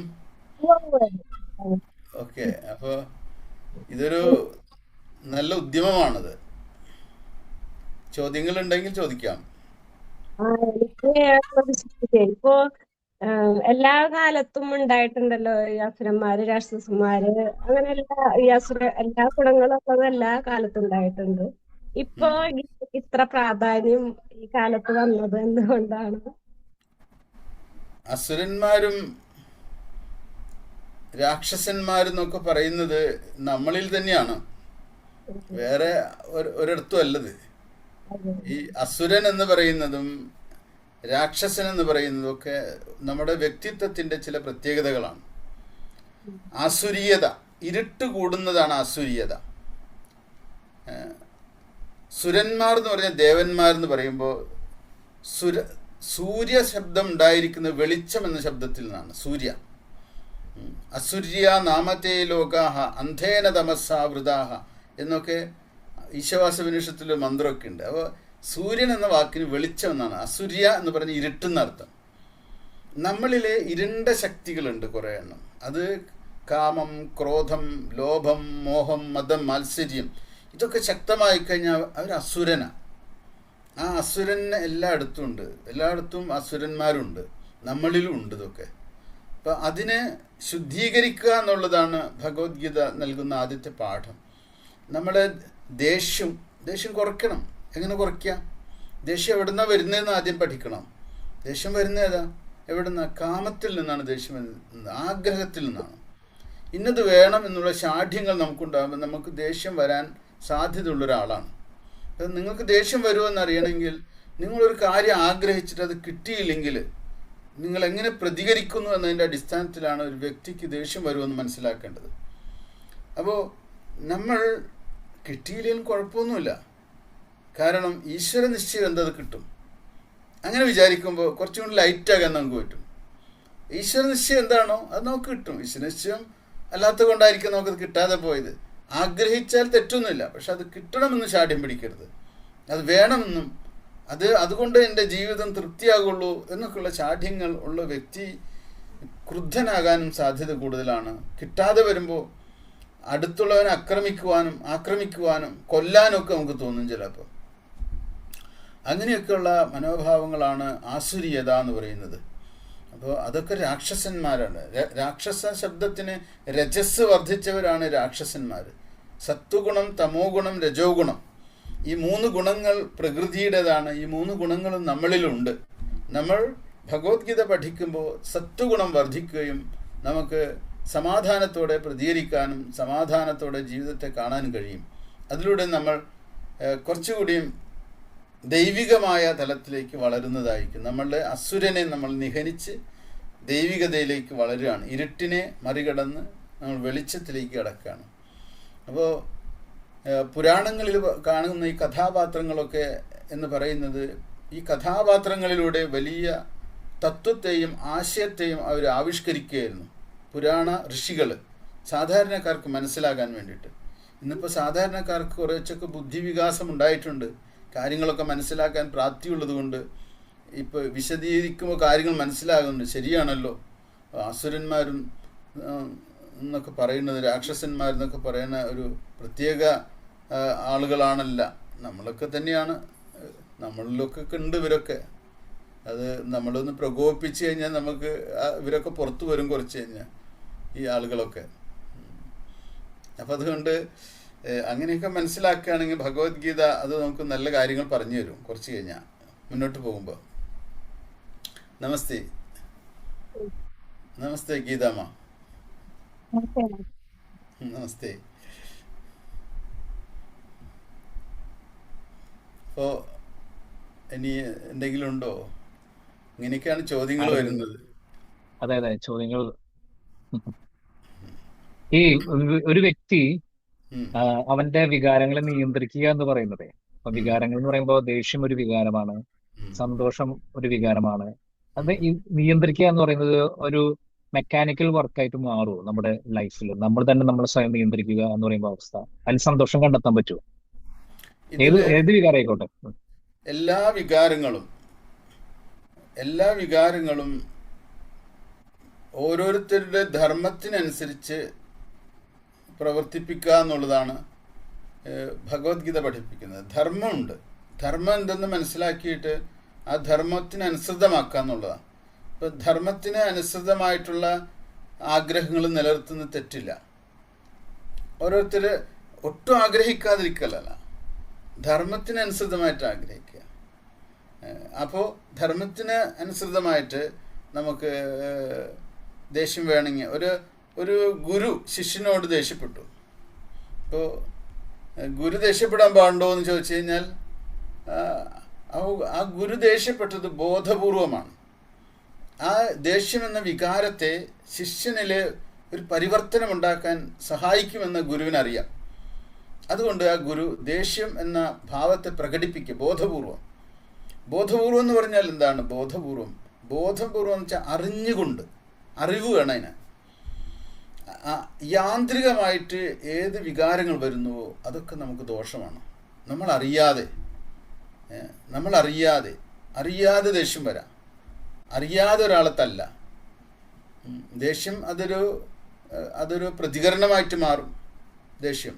അപ്പോൾ യാന്ത്രികമായത് നമ്മൾ വിചാരിക്കും എളുപ്പമാണെന്ന് വിചാരിക്കും, പക്ഷെ യാന്ത്രികമായതാണ് വലിയ അക്രമങ്ങളായിട്ട് മാറുന്നത്.